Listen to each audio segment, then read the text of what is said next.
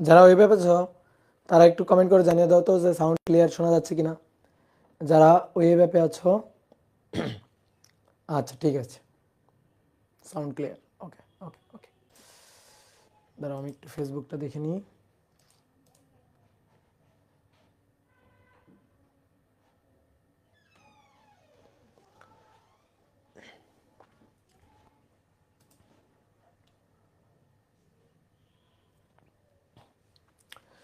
ওকে, সব কিছু ঠিকঠাক আছে।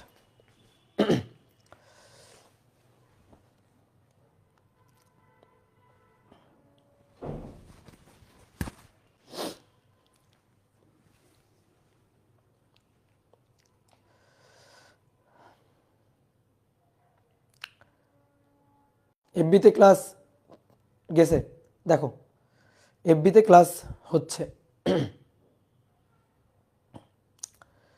চেক করো, দেখো এফবিতে ক্লাস আছে। ওকে, তো আশা করি সবাই ভালো আছো, সবাই সুস্থ আছো। আজকে আমরা নিউটনিয়ান বলবিদ্যা অধ্যায়ের পঞ্চম ক্লাসটা করব। তো সবাইকে শুভেচ্ছা জানাচ্ছি আজকের ক্লাসে। আজকে আমরা ফ্রিকশন একটা টপিক পড়বো, ঠিক আছে, সরি কলিশন বা সংঘর্ষ একটা টপিক পড়বো, ঠিক আছে, ফ্রিকশন পড়বো না, সরি, আমরা পড়বো আজকে হচ্ছে সংঘর্ষ। ওকে, ফ্রিকশন পরে পড়বো, আজকে সংঘর্ষ টপিকটা পড়বো, দেন তারপরে ফ্রিকশন। এফবিতে কই, কি বলো, এফবিতে নাই? হ্যাঁ এফবিতে তো এই যে হচ্ছে, তো ঠিকই তো আছে, সাইকেল 2, হ্যাঁ সাইকেল 2 ঠিক আছে না, ঠিক গ্রুপেই তো, ঠিক আছে। আচ্ছা তোমরা একটু এফবিতে চেক করো, দেখো এফবিতে দেওয়া হয়েছে, এফবিতেও ক্লাস হচ্ছে, সমস্যা নেই। ওকে, তাহলে আজকে আমরা নিউটনের বলবিদ্যা অধ্যায়ের পঞ্চম ক্লাসটা করবো। আজকে আমরা হচ্ছে দুইটা বস্তুর মধ্যে স্থিতিস্থাপক সংঘর্ষ নিয়ে আলোচনা করব। তো চলো শুরু করি। তো আমাদের আজকে পড়ার বিষয় হচ্ছে সংঘর্ষ বা কলিশন। তো সংঘর্ষ দুই ধরনের হইতে পারে, স্থিতিস্থাপক সংঘর্ষ এবং অস্থিতিস্থাপক সংঘর্ষ। তাহলে সংঘর্ষকে আমরা কয় ভাগে ভাগ করতে পারি? দুই ভাগে ভাগ করতে পারি, স্থিতিস্থাপক বা ইলাস্টিক সংঘর্ষ, ইলাস্টিক কলিশন, স্থিতিস্থাপক সংঘর্ষ, স্থিতিস্থাপক সংঘর্ষ এবং অস্থিতিস্থাপক সংঘর্ষ, অস্থিতিস্থাপক সংঘর্ষ। এই দুই ধরনের সংঘর্ষ হয়।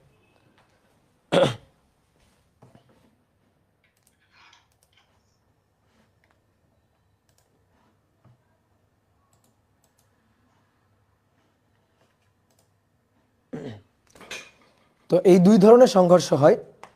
এবার স্থিতিস্থাপক সংঘর্ষ কি আর অস্থিতিস্থাপক সংঘর্ষ কি, শোনো। ধরো দুইটা বস্তুর মধ্যে সংঘর্ষ হইল, তো সংঘর্ষে ভরবেগ সংরক্ষিত হতে হবে আর গতিশক্তি সংরক্ষণশীলতার ব্যাপারটা ঘটতে পারে। যে সকল সংঘর্ষে ভরবেগ এবং গতিশক্তি দুটোই সংরক্ষিত হয় সেই সংঘর্ষ হচ্ছে স্থিতিস্থাপক সংঘর্ষ। যে সংঘর্ষে ভরবেগ সংরক্ষিত হয় বাট গতিশক্তি সংরক্ষিত হয় না সেই সংঘর্ষকে বলা হয় অস্থিতিস্থাপক সংঘর্ষ। তার মানে কি দাঁড়াইলো, সংঘর্ষ মাত্রেই ভরবেগ তাকে সংরক্ষণশীল হতেই হবে। তাহলে স্থিতিস্থাপক সংঘর্ষের শর্ত হচ্ছে ভরবেগ সংরক্ষিত হবে, ভরবেগ সংরক্ষিত হবে এবং সাথে সাথে গতিশক্তিটাকেও সংরক্ষিত থাকতে হবে, গতিশক্তিও সংরক্ষিত হতে হবে। কিন্তু অস্থিতিস্থাপক সংঘর্ষে ভরবেগ সংরক্ষিত, ভরবেগ সংরক্ষিত বাট গতিশক্তি সংরক্ষিত নয়, অর্থাৎ গতিশক্তি অসংরক্ষিত। তাহলে কোন সংঘর্ষ স্থিতিস্থাপক হবে নাকি অস্থিতিস্থাপক হবে বলো তো, এটা কি, কে নির্ধারণ করে? গতিশক্তি নির্ধারণ করে। যদি দেখি সংঘর্ষের আগে বস্তু দুইটার গতিশক্তি সমষ্টি আর সংঘর্ষের পরে বস্তু দুইটার গতিশক্তি সমষ্টি সমান সমান, তাহলে সেই সংঘর্ষ স্থিতিস্থাপক। আর যদি সমান সমান না হয় তাহলে সেই সংঘর্ষটা হচ্ছে অস্থিতিস্থাপক। কথা বুঝছো? তাহলে গতিশক্তি নির্ধারণ করে দিচ্ছে যে কোনো বস্তু স্থিতিস্থাপক হবে নাকি অস্থিতিস্থাপক হবে। ক্লিয়ার? কথা বুঝতে পারছো?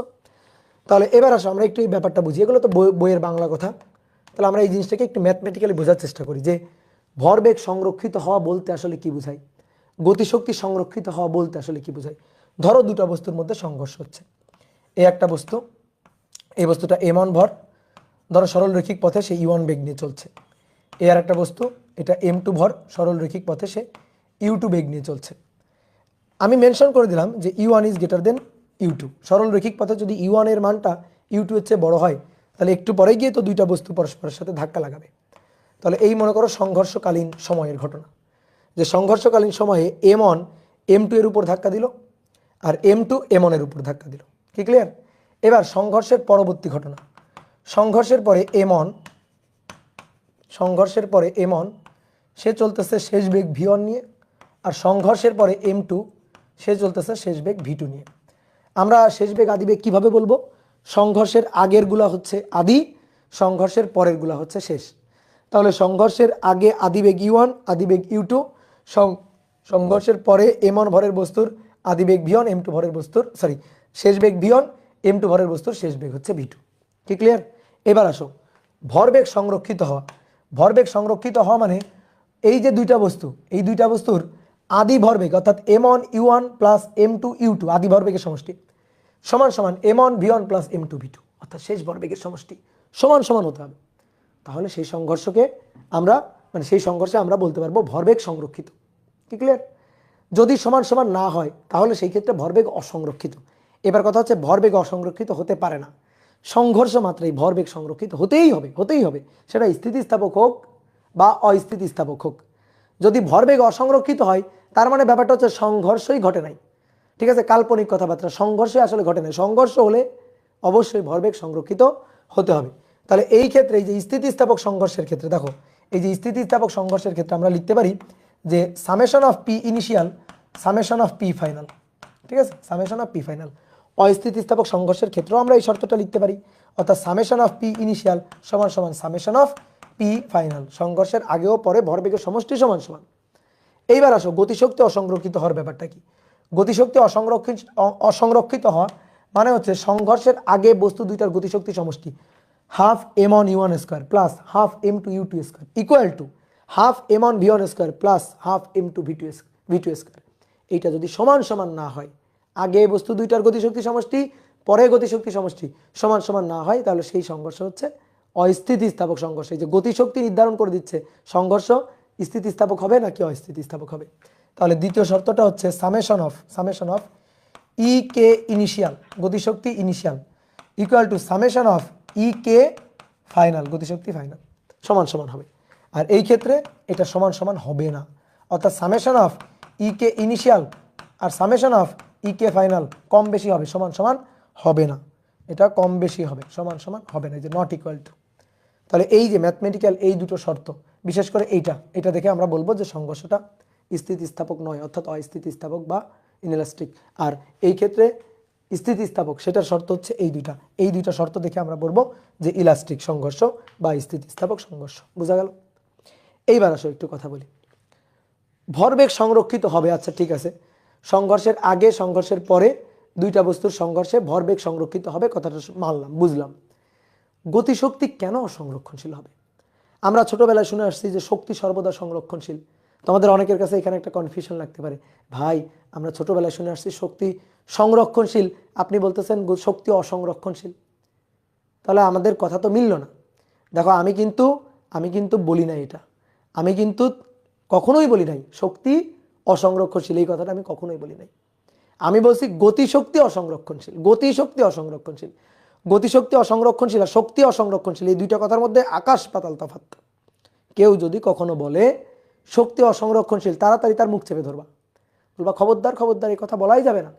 শক্তি অসংরক্ষণশীল হইতেই পারে না, শক্তি সংরক্ষণশীল হইতে হবে। বাট গতিশক্তি অসংরক্ষণশীল হতে পারে, গতিশক্তি অসংরক্ষণশীল হতে পারে। সংঘর্ষের আগে বস্তু দুইটার গতিশক্তি পরে বস্তু দুইটার গতিশক্তি এটা সমান সমান নাও হইতে পারে।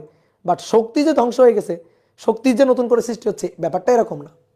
শক্তি, মোট শক্তির পরিমাণ আগেও যা ছিল, মোট শক্তির পরিমাণ পরেও তাই। শক্তি কখনো সৃষ্টি হবে না, ধ্বংস হবে না, অর্থাৎ মোট শক্তি সর্বদাই সংরক্ষণশীল। কিন্তু গতিশক্তি এটা অসংরক্ষণশীল হতে পারে। কিভাবে হতে পারে? ধরো সংঘর্ষের আগে দুইটা বস্তুর গতিশক্তি সমষ্টি ছিল 100 জুল, সংঘর্ষের পরে হচ্ছে 90 জুল, তাহলে কি হইল? 10 জুল নাই। এই 10 জুল গেল কোথায়? এই 10 জুল দুইটা বস্তুর মধ্যে সংঘর্ষে তাপ উৎপন্ন হয়, দুইটা বস্তুর মধ্যে সংঘর্ষে শব্দ উৎপন্ন হয়, এরকম বিভিন্নভাবে অন্যান্য ক্ষেত্রে এই শক্তিটা খরচ হয়ে গেছে, অর্থাৎ শক্তি অন্য কোনো শক্তিতে রূপান্তরিত হয়ে গেছে, শক্তি একেবারে ভস্ম হয়ে যায় নাই, বা নতুন করে শক্তি কখনো সৃষ্টিও হবে না। তাহলে সংঘর্ষের আগে আর পরে যদি ম্যাচ না করে, গতিশক্তি যদি ম্যাচ না করে, তার মানে যতটুকু কম বেশি হচ্ছে সেইটা হয়তো অন্য কোনো শক্তিতে রূপান্তরিত হয়ে গেছে। তো এটাই হচ্ছে কথা, যে সংঘর্ষে অন্য কোনো শক্তিতে কতটুকু শক্তি খরচ হয়ে গেছে, রূপান্তরিত হয়ে গেছে, সেটাই হচ্ছে সংঘর্ষের আগে এবং পরে বস্তু দুইটার গতিশক্তির ব্যবধান, গতিশক্তির ডিফারেন্স। আর যদি দেখি ডিফারেন্স জিরো, তার মানে সমান সমান, তাহলে তো সেই সংঘর্ষ স্থিতিস্থাপক সংঘর্ষ। এবার আসো খুব ইম্পর্টেন্ট কথা, আমাদের আলোচনার বিষয়বস্তু হচ্ছে স্থিতিস্থাপক সংঘর্ষ, এবং তাও মজার কথা হচ্ছে, ঠিক আছে, বা সুখের কথা হচ্ছে, আমাদের পড়তে হবে একমাত্রিক স্থিতিস্থাপক সংঘর্ষ। আমরা অস্থিতিস্থাপক সংঘর্ষ নিয়ে আলোচনা করব না, এটা আমাদের সিলেবাসে নাই, ঠিক আছে। এটা নিয়ে আলোচনা করা যায়, এটা নিয়ে বিস্তর আলোচনা করা যায়, অনেকক্ষণ ডেরিভেশন করা যায়, অনেক ম্যাথ করা যায়, বাট এইটা নিয়ে আমাদের আলোচনা নাই, কারণ এর কোনো কনসেপ্ট, কোনো তথ্য, কোনো কথাবার্তা আমাদের বোর্ড বইয়ের সিলেবাসে নাই। আমাদের সিলেবাসে আছে হচ্ছে স্থিতিস্থাপক সংঘর্ষ, এটা দিয়ে তোমার একাডেমি, অ্যাডমিশন সবই কভার হয়ে যাবে। তাহলে আমরা জোর দিব কিসের উপর? স্থিতিস্থাপক সংঘর্ষের উপর, এবং তাও একমাত্রিক। ক্লিয়ার? তাও একমাত্রিক। এবং এই টপিকটা তোমরা কিন্তু 9-10-এও পড়ে আসছো, তাই না? বলো তো, এই টপিকটা 9-10-এ পড়ে আসছো না? তো চলো আমরা এবার এই একমাত্রিক স্থিতিস্থাপক সংঘর্ষ এইটা নিয়ে আলোচনা করব। তাহলে হেডিংটা সুন্দর করে লিখে ফেলো, একমাত্রিক স্থিতিস্থাপক সংঘর্ষ, ঠিক আছে, একমাত্রিক স্থিতিস্থাপক সংঘর্ষ। তাহলে আসো একটু চিত্র আঁকি। এই একটা বস্তু যার ভর m1, বেগ u1, আদিবেগ। এই একটা বস্তু যার ভর m2, আদিবেগ u2। মেনশন করে দিলাম, ধরো যেহেতু u1টাকে আমি পেছনে আঁকছি, তো u1 is greater than u2, না হলে ধাক্কা লাগাবে কীভাবে, তাই না? এবার দুইটা বস্তু পরস্পরের সাথে সংঘর্ষে লিপ্ত হলো, m1 m2কে ধাক্কা দিল, তাহলে m2 অবশ্যই প্রতিক্রিয়া বল দিবে আর কি। এখানে বাহ্যিক অন্য কোনো বল নেই, ক্রিয়া প্রতিক্রিয়া ছাড়া অন্য কোনো বাহ্যিক বল নেই। তাহলে এবার সংঘর্ষের পরে m1 সরল রৈখিক পথে আঁকাবাঁকা পথে যাইতে পারবে না। অনেক মনে করতে পারবে, কেন ভাই দ্বিমাত্রিক ক্ষেত্র হইতে পারে না? পারে, কিন্তু ওটা তো আমাদের পড়ার বিষয়বস্তু না। আপাতত একমাত্রিক। m1 সংঘর্ষের পরে শেষ বেগ v1, আর m2 এর সরল রৈখিক পথে সংঘর্ষের পরে শেষ বেগ এটা হচ্ছে v2। অনেকের কাছে মনে হইতে পারে, ভাই v1 কি উল্টা দিকে হইতে পারে না? পারে। আমি তো সূত্রের ডেরিভেশন করতেছি, আমি v1 এর মান v2 এর মান বের করব, মান বের করার পরে দেখব প্লাস আসছে নাকি মাইনাস আসছে। আমরা বেগের একটা দিককে পজিটিভ ধরবো, বেগের অন্য একটা দিককে আমরা, মানে উল্টা দিকটাকে আমরা নেগেটিভ ধরবো। তারপর আমরা হিসাব নিকাশ করে দেখব বেগের মান v1 কত আসলো, v2 কত আসলো, তার উপর ভিত্তি করে আমরা ডিসিশন নিব কোন বস্তু কোন দিকে যাচ্ছিল। তো আপাতত আমি জাস্ট ডেরিভেশন করবো, তো আমি সবগুলো বেগকে পজিটিভ ডিরেকশনে ধরে নিলাম, অর্থাৎ এই দিকটা আমার পজিটিভ, এই দিকের বেগগুলো পজিটিভ, এই দিকের বেগগুলো নেগেটিভ। তাহলে আমি আপাতত সব বেগগুলোকে পজিটিভ ডিরেকশনে ধরে নিলাম, ঠিক আছে। দেখো u1 পজিটিভ দিকে, u2 পজিটিভ দিকে, এক্স অক্ষের ধনাত্মক দিকে, v1 এক্স অক্ষের ধনাত্মক দিকে, v2 এক্স অক্ষের ধনাত্মক দিকে। আপাতত এটা ধরেই আমরা ডেরিভেশন সামনের দিকে আগাই। কেমন সংঘর্ষটা? স্থিতিস্থাপক সংঘর্ষ। তাহলে স্থিতিস্থাপক সংঘর্ষে ভরবেগ সংরক্ষিত হতে হবে, প্রথম শর্ত, ভরবেগ সংরক্ষিত হতে হবে, ভরবেগ সংরক্ষিত। তাহলে ভরবেগ সংরক্ষিত, that means m1 u1 plus m2 u2 এটা equal to m1 v1 plus হচ্ছে m2 v2। ওকে, আচ্ছা একটা কাজ করি, আমরা m1 এর গুলাকে এক পাশে নিয়ে যাই, আর m2 এর গুলাকে এক পাশে নিয়ে যাই। তাহলে m1 v1টাকে এই পাশে নিয়ে গেলাম, তাহলে m1 u1 মাইনাস v1। এবার m2 u2টাকে এই পাশে নিয়ে যাব, m2 u2 এই পাশে নিয়ে গেলে মাইনাস হবে, তাহলে m2 এখানে আছে v2 মাইনাস হবে u2। তাহলে কি করলাম, m1 এর গুলাকে এক পাশে রাখলাম আর m2 গুলাকে এক পাশে নিলাম, বুঝছো? ওকে, এই সমীকরণটাকে আমি বললাম 1 নং সমীকরণ। এবার স্থিতিস্থাপক সংঘর্ষের দ্বিতীয় গুরুত্বপূর্ণ সংঘর্ষ, মানে শর্ত, সেটা হচ্ছে গতিশক্তি সংরক্ষিত। গতিশক্তি সংরক্ষিত, গতিশক্তি সংরক্ষিত, দ্যাট মিন্স সংঘর্ষের আগে এর গতিশক্তি হাফ m1 u1 স্কয়ার, সংঘর্ষের আগে এই বস্তুর গতিশক্তি হাফ m2 u2 স্কয়ার, সংঘর্ষের পরে এই বস্তুর গতিশক্তি half m1 v1 square, half m2 v2 square. Done? বলো কি করতে ইচ্ছা করতেছে তোমার, যা করতে ইচ্ছা করতেছে তাই করে দাও। হাফ হাফ হাফ হাফ কাটাকাটি করতে ইচ্ছা করছে, কি তাই না বলো? এবার একটা কাজ করো, আবার আগের মতো M1 গুলাকে এক পাশে নাও আর M2 গুলাকে এক পাশে নাও। M1 U1 square, M1 V1 square, M1 V1 স্কোয়ারকে এই পাশে নিলাম। তাহলে M1 U1 square minus V1 square সমান সমান এই M2 U2 স্কোয়ারকে এই পাশে পাঠাবো। তাহলে M2 V2 square minus U2 square সমীকরণ নম্বর 2।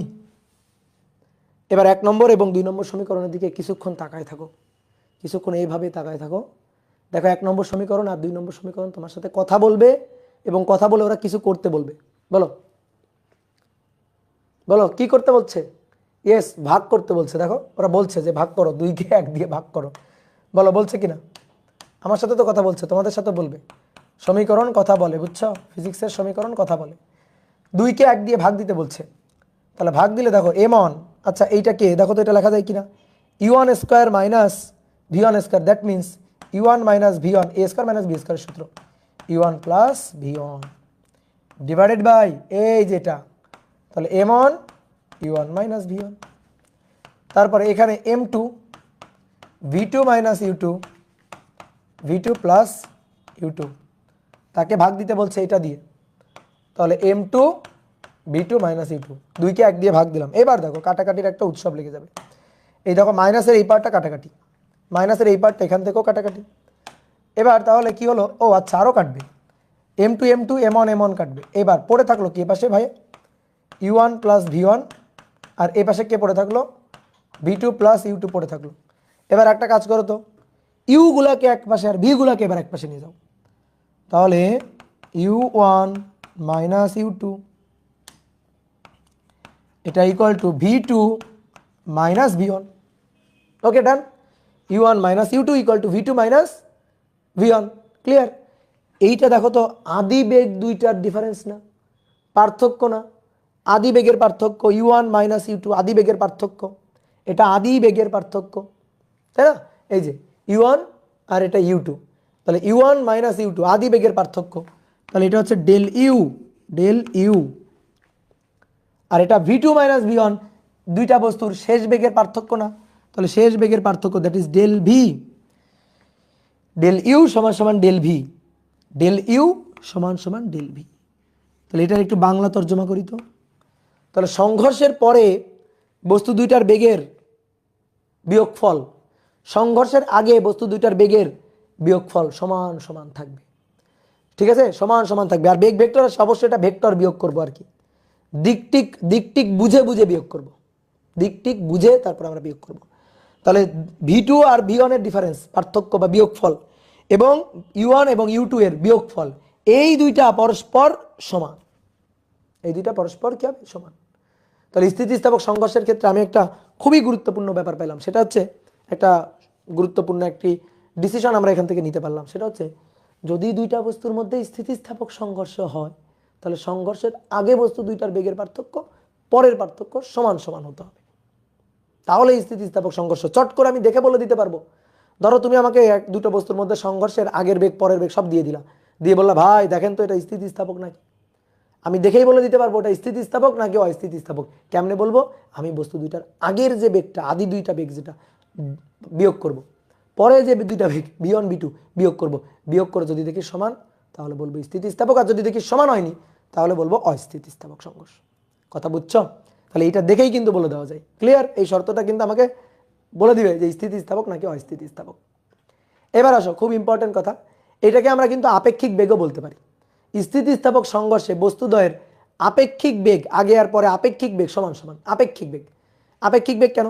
তুমি ধরো এদিকে যাচ্ছ, এদিকে থাকো, ধরো তুমি এদিকে দৌড়াচ্ছ, ধরো 10 মিটার পার সেকেন্ড বেগে, তোমার সামনে ধরো আমি দৌড়াইতেছি 30 মিটার পার সেকেন্ড বেগে। বলো তোমার সাপেক্ষে আমার বেগ কত? বলো বলো বলো, তোমার সাপেক্ষে আমার বেগ কত বলো?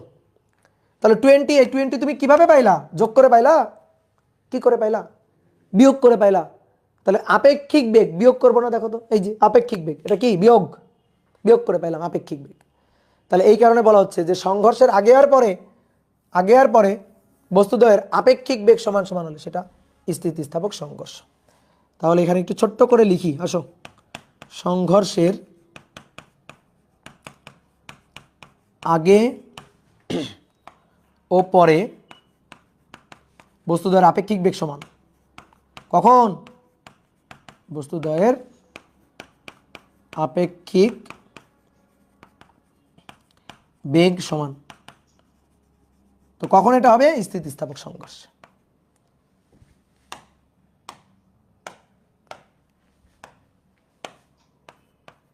স্থিতিস্থাপক সংঘর্ষ।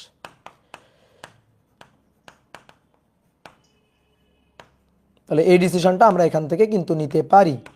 অনেক সময় দেখবে আমাদের সৃজনশীল প্রশ্ন বা অনেক বড় বড় প্রশ্ন কিন্তু এখান থেকে এটা দেখেই আমরা আগে থেকেই অ্যান্সার বলে দিতে পারবো। ক্লিয়ার? ওকে, আসো এইবার আসো, শোনো, দুটো বস্তুর মধ্যে যদি স্থিতিস্থাপক সংঘর্ষ হয় তাহলে সংঘর্ষের পরে বস্তু দুইটার যে বেগ হবে না, মানে v1 v2 যেটা হবে, সেটা ইচ্ছা মতো দুটো মান হয় না। ধরো দুটো বস্তুর মধ্যে সংঘর্ষ ঘটলো, সংঘর্ষ ঘটার পরে আমি বললাম এই দুইটা বস্তুর মধ্যে স্থিতিস্থাপক সংঘর্ষ ঘটছে, সংঘর্ষের পরে বস্তু দুইটার বেগ এত ও এত, ইচ্ছা মতো বললাম, ইচ্ছা মতো হয় না। সংঘর্ষ যদি স্থিতিস্থাপক হতে হয় তাহলে সংঘর্ষের পরে বস্তু দুইটার বেগ অবশ্যই ফিক্সড দুইটা মান হইতে হবে। আমরা সেটাই বের করতে চাই। সংঘর্ষ যদি স্থিতিস্থাপক হয় তাহলে সংঘর্ষের পরবর্তীতে বেগ কত। তাহলে সংঘর্ষ আমরা যা চাচ্ছি আর কি, সংঘর্ষ স্থিতিস্থাপক হলে, স্থিতিস্থাপক হলে সংঘর্ষ পরবর্তী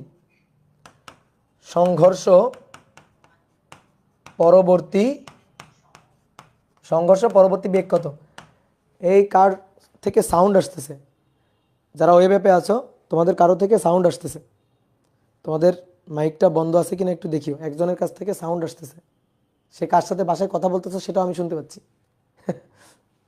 বুঝলাম?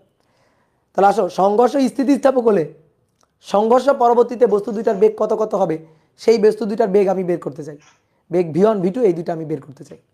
তো এই v1 v2 ইচ্ছা মতো নেওয়া যাবে না, এটা হিসাব নিকাশ করে আসবে। তাহলে আমার কি কি বলে দেওয়া থাকবে জানো? আমার বলে দেওয়া থাকবে দুইটা বস্তুর মধ্যে ধরো এরকম যে একটা বস্তু, এই বস্তুর ভর m1 এত, এই বস্তুর ভর m2 এত, এই বস্তু এত বেগে চলতেছে, এই বস্তু এত বেগে চলতেছে বলে দিবে। অর্থাৎ u1 u2 বলে দিবে, দিয়ে বলবে নাও এদের মধ্যে যদি স্থিতিস্থাপক সংঘর্ষ হয় তাহলে সংঘর্ষের পরে বস্তু দুইটার বেগ v1 কত আর v2 কত বের করো। যে সংঘর্ষের পরে এদের মধ্যে স্থিতিস্থাপক সংঘর্ষ ঘটছে, তাহলে সংঘর্ষের পরে বেগ দুইটা কত কত বের করো। কি ক্লিয়ার? তাহলে সংঘর্ষের পরে বস্তু দুইটার বেগ বের করতে হবে, সংঘর্ষের পরে বস্তু দুইটার বেগ বের করতে হবে।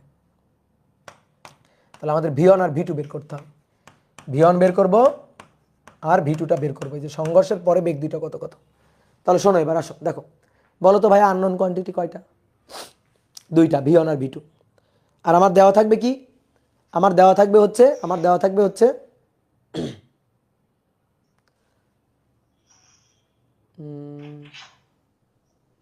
কার জানি সাউন্ড আসছে, হ্যাঁ কার যেন সাউন্ড আসতেছে, দাঁড়াও।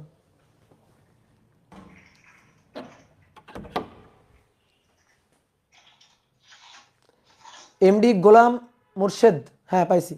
এমডি গোলাম মুর্শেদ, তুমি একটু মাইক্রোফোনটা বন্ধ করো।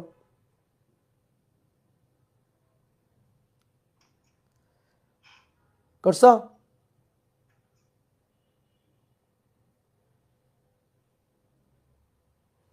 ঠিক আছে, ওকে ওকে, চলো তাহলে আমরা v1 v2 বের করতে চাই। তাহলে আননোন কোয়ান্টিটি কয়টা? দুটো, একটা v1 আর একটা v2, দুইটা আননোন কোয়ান্টিটি। আমাদের ইকুয়েশন লাগবে দুটো, দুটো ইকুয়েশন ছাড়া কখনোই কিন্তু দুটো আননোন কোয়ান্টিটি বের করা যাবে না। দুটো ইকুয়েশন লাগবেই, মাস্ট দুইটা ইকুয়েশন লাগবে। দেখি তোমরা কেমন পারো বলো তো। এইটা আমাকে একটু বের করে দাও তো। ধরো 2x + 3y = 8 আর 4x + 6y = 10। এখান থেকে x আর y বের করে দাও। দাও, এখান থেকে x আর y বের করে দাও। পারবা ক্যালকুলেটর থেকে সলভ করতে? 2x + 3y 8, 4x + 6y 10। দেখো ক্যালকুলেটর, অনেকে চাপতেছো না ক্যালকুলেটর, দেখো ম্যাথ ইরর আসে। দেখো ক্যালকুলেটরের মাথা ইরর চলে আসছে, ঠিক আছে? ক্যালকুলেটরের মাথা কি ইরর চলে আসছে না? বলো এই যে কেন মাথা ইরর চলে আসলো ক্যালকুলেটরের কারণ কি জানো? ওই যে আমি বললাম একটু আগে, আননোন কোয়ান্টিটি দুটো, ইকুয়েশন লাগবে অ্যাটলিস্ট দুটো। কি ক্লিয়ার? অ্যাটলিস্ট দুটো লাগবে। কেন? আননোন কোয়ান্টিটি এক্স আর ওয়াই। ভাই ইকুয়েশন তো আপনি দুটোই দিছেন। না রে ভাই, ইকুয়েশন আমি দুটো দিই নাই, ইকুয়েশন দিছি একটা। একটা ইকুয়েশনই আসলে দুইবার দিছি। কেমনে জানো? দেখো এই দুইটা সমান্তরাল ইকুয়েশন, এই যে এই ইকুয়েশনে দেখো এইটুকুরে 2 দিয়ে গুণ করো, দেখো এটা পেয়ে যাবা। এই দুইটা সমান্তরাল ইকুয়েশন, এরকম সমান্তরাল রেখা। আচ্ছা এদেরকে সলভ করলে আমি এদের ছেদবিন্দু পাবো না? সমাধান করলে, সলভ করলে যে স্থানাঙ্ক এক্স আর ওয়াই এর যে মান পাবো সেটা তো এদের ছেদবিন্দু। তো সমান্তরাল দুইটা রেখা, এরা কোনোদিন পরস্পরকে ছেদ করবেই না। তাহলে আননোন কোয়ান্টিটি দুটো হলে মৌলিক ইকুয়েশন লাগবে দুইটা। আননোন কোয়ান্টিটি দুটো হলে মৌলিক ইকুয়েশন লাগবে দুইটা। এই দুইটা মৌলিক ইকুয়েশন না। ধরো এখানে 16 আছে, 10-এর জায়গায় 16 আছে, তাহলে পুরো এই ইকুয়েশনটাকে 2 দিয়ে গুণ করলে এই ইকুয়েশনটা চলে আসে। তাহলে দুটো মৌলিক ইকুয়েশন হতে হবে। ঠিক আছে? দুটো আননোন কোয়ান্টিটি, দুটো মৌলিক ইকুয়েশন, তিনটা আননোন কোয়ান্টিটি, তিনটা মৌলিক ইকুয়েশন হইতে হবে, না হলে কিন্তু সলভ করা যাবে না। যেমন তোমাকে বললাম, ধরো 2x + 3y - z = 4, x + 2y + 2z = 3, 3x + 5y + z = 7। যে বললাম না, এইটা সলভ করো তো। ঠিক আছে? এইটা সলভ করো, এই ইকুয়েশন, এই তিনটা ইকুয়েশন সলভ করে x y z এর মান বের করো। পারো? ইকুয়েশন সলভ করতে পারবা? দেখো দেখাই তোমাদের ইকুয়েশন সলভ করা দেখাই। দেখো 2x + 3y - z। তাহলে আমি মোডে যাব, মোডে গিয়ে ইকুয়েশনে নিব 5। আমার আননোন কোয়ান্টিটি তিনটা, তাহলে আমি যাব an x bn y cn z, অর্থাৎ 2 এ যাব। 2 যাওয়ার পরে দেখো 2 3 - 1, 2 বসালাম, 3 সমান চিহ্ন -1 বসালাম, তারপরে আছে 4 বসালাম, তারপরে 1, তারপরে হচ্ছে +2, তারপরে হচ্ছে +2, এবং তারপরে হচ্ছে +3 বসালাম, তারপরে 3, তারপরে হচ্ছে 5, এবং তারপরে 1, এবং তারপরে 7 ছিল, 7 বসালাম। এই দেখো ক্যালকুলেটরের মাথায় এরর, দেখছো? ক্যালকুলেটরের মাথায় এরর, দেখো। বলো এবার বলো কেন হইল এটা? এটা সমাধান করে এক্স ওয়াই জেড আমি কেন পাইলাম না? তিনটা আননোন কোয়ান্টিটি, তিনটা ইকুয়েশন পাইলাম না। তার কারণ হচ্ছে এইটা যে নতুন কোনো ইকুয়েশন না, এই দুটো ইকুয়েশন যোগ করে এটা পাওয়া যায়। যদি সলভ করে এক্স ওয়াই জেড এর মান বের করতে হয়, তাহলে তিনটা মৌলিক ইকুয়েশন অ্যাটলিস্ট হইতেই হবে, কারণ আননোন কোয়ান্টিটি তিনটা মৌলিক ইকুয়েশন হইতে হবে। কিন্তু এখানে ইকুয়েশন আছে দুটো, এই দুটো মৌলিক ইকুয়েশন, আর এটা পাওয়া গেছে ওই দুইটারে যোগ করে। তাহলে কখনোই হবে না। এই দুইটা যোগ করে আমি একটা ইকুয়েশন, বিয়োগ করে আমি আরো একটা ইকুয়েশন, এরকম অনেকগুলো ইকুয়েশন পাইতে পারি, কিন্তু তারা কিন্তু মৌলিক ইকুয়েশন হবে না। কথা কি বুঝতে পারছো? কথা বুঝছো? ক্লিয়ার? তাহলে মৌলিক ইকুয়েশন লাগবে, তো এটাই বুঝো আর কি। এবার আসো দেখি, আমাদের আননোন কোয়ান্টিটি v1 v2 দুটো, তাহলে আমাদের ইকুয়েশন লাগবে দুটো ইকুয়েশন লাগবে। তো সেই দুটো ইকুয়েশন আছে কিনা আমাদের হাতে? ইয়েস আছে। এই দেখো 1 নম্বর একটা ইকুয়েশন, আর এই যে 2 নম্বর একটা ইকুয়েশন। এখানে আমি m1 জানি, u1 জানি, v1 জানি না আননোন কোয়ান্টিটি, m2 জানি, u2 জানি, v2 জানি না আননোন কোয়ান্টিটি দুটো, v1 আর v2। ওকে, পরের লাইনে আসো। m1 জানি, u1 জানি, m2 জানি, u2 জানি, তাহলে v1 জানি না, v2 জানি না। তাহলে আননোন কোয়ান্টিটি v1 আর v2 দুটো ইকুয়েশন আমার আছে দুটো। একটা ভরবেগের সংরক্ষণশীলতার জন্য একটা ইকুয়েশন পাইলাম, আর একটা গতিশক্তি সংরক্ষণশীলতার জন্য আরেকটা ইকুয়েশন পাইলাম। ইকুয়েশন দুটো পাইছি, ওকে, হিসাব নিকাশ করে বের করা যাবে। কিভাবে করবো? আসো এই যে এই লাইন থেকে দেখো, এই লাইনটা দেখো, এখান থেকে দেখো, এখান থেকে এই যে u1 + v1 = v2, এটা প্লাস প্লাস, এটা প্লাস হচ্ছে u2। এবার আসো এইখান থেকে v2 সমান নিয়ে আমি 1 নং সমীকরণে বসাবো, v1 এর মান পেয়ে যাব। এখান থেকে আমি v1 সমান কত সেইটা নিয়ে গিয়ে আবার 1 নং সমীকরণে বসাবো, তাহলে আমি তখন v2 পেয়ে যাব। তাহলে আসো আমি প্রথমে এখান থেকে আমি প্রথমে ধরো v2 সমান কত সেটা নেব। তাহলে v2 সমান হবে, দেখো u1 + v1 - u2, আর তারপরে এখান থেকে ধরো আমি নিব হচ্ছে v1 সমান কত। তাহলে v1 সমান হবে v2 + u2 - u1। তাহলে আসো v2 সমান কত সেইটা নিয়ে আমি বসাবো 1 নং সমীকরণে। ক্লিয়ার? তাহলে আমাদের 1 নং সমীকরণ তুলছো? সবাই তুলছো? তোলো, আমি স্লাইড চেঞ্জ করবো, তোলো।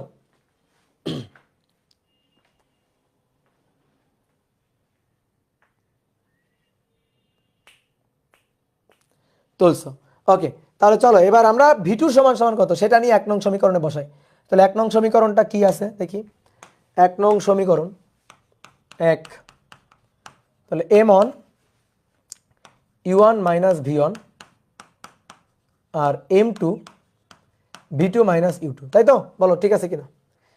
এখানে আমি কোনটা বসাবো, এখানে আমি বসাবো v2 নিয়ে, অর্থাৎ u1 plus v1 minus u2, u1 plus v1 minus u2। তাহলে v2 সমান সমান v1 plus u1 minus u2, নাকি কি বললাম?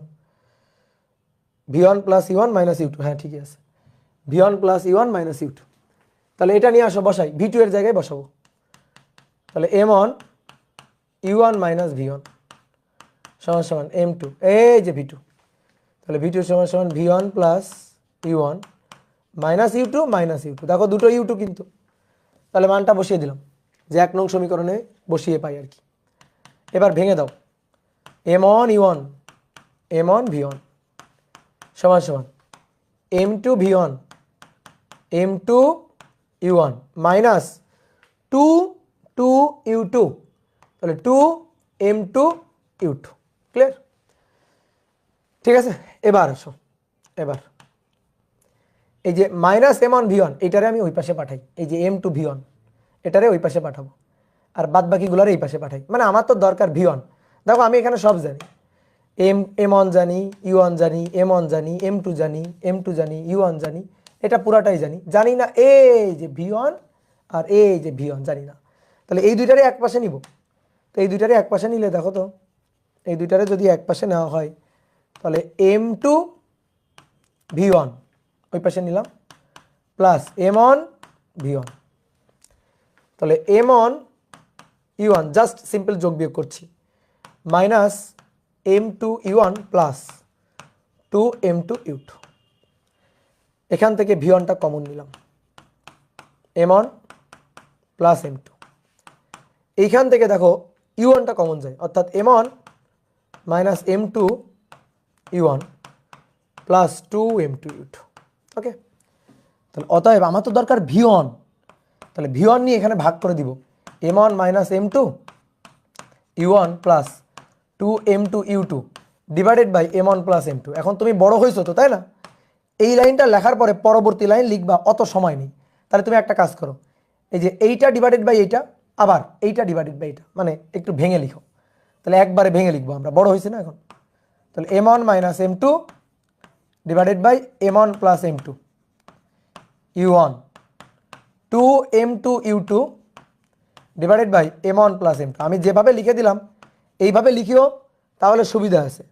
ঠিক আছে, একটু এখানে মাতব্বরি করা যাবে না, একেবারে মাতব্বরি বন্ধ। অনেক সময় মাতব্বরি করতে গিয়ে দেখবা বড় একটা সূত্র বানায় ফেলছো, হিসাব নিকাশ করতে গিয়ে বিপদে পড়ে যাচ্ছ। ক্লিয়ার? u1 প্লাস v1 হবে না, u1 প্লাস v1ও যা, v1 প্লাস u1ও তাই, একই তো কথা, তাই না? বুঝতে পারছো?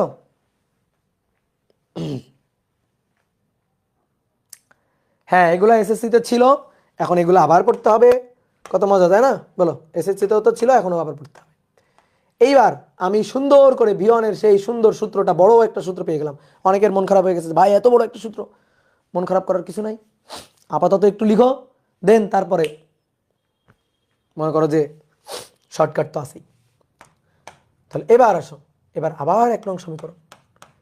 এবার 1 নং সমীকরণে কি বসাবো? এবার 1 নং সমীকরণে বসাবো v1 equal to v2 plus u2 minus u1, v1 equal to v2 plus u2 minus u1, তাই তো? v1 equal to v2 plus u2 minus v1, এটা বসাবো 1 নং সমীকরণে।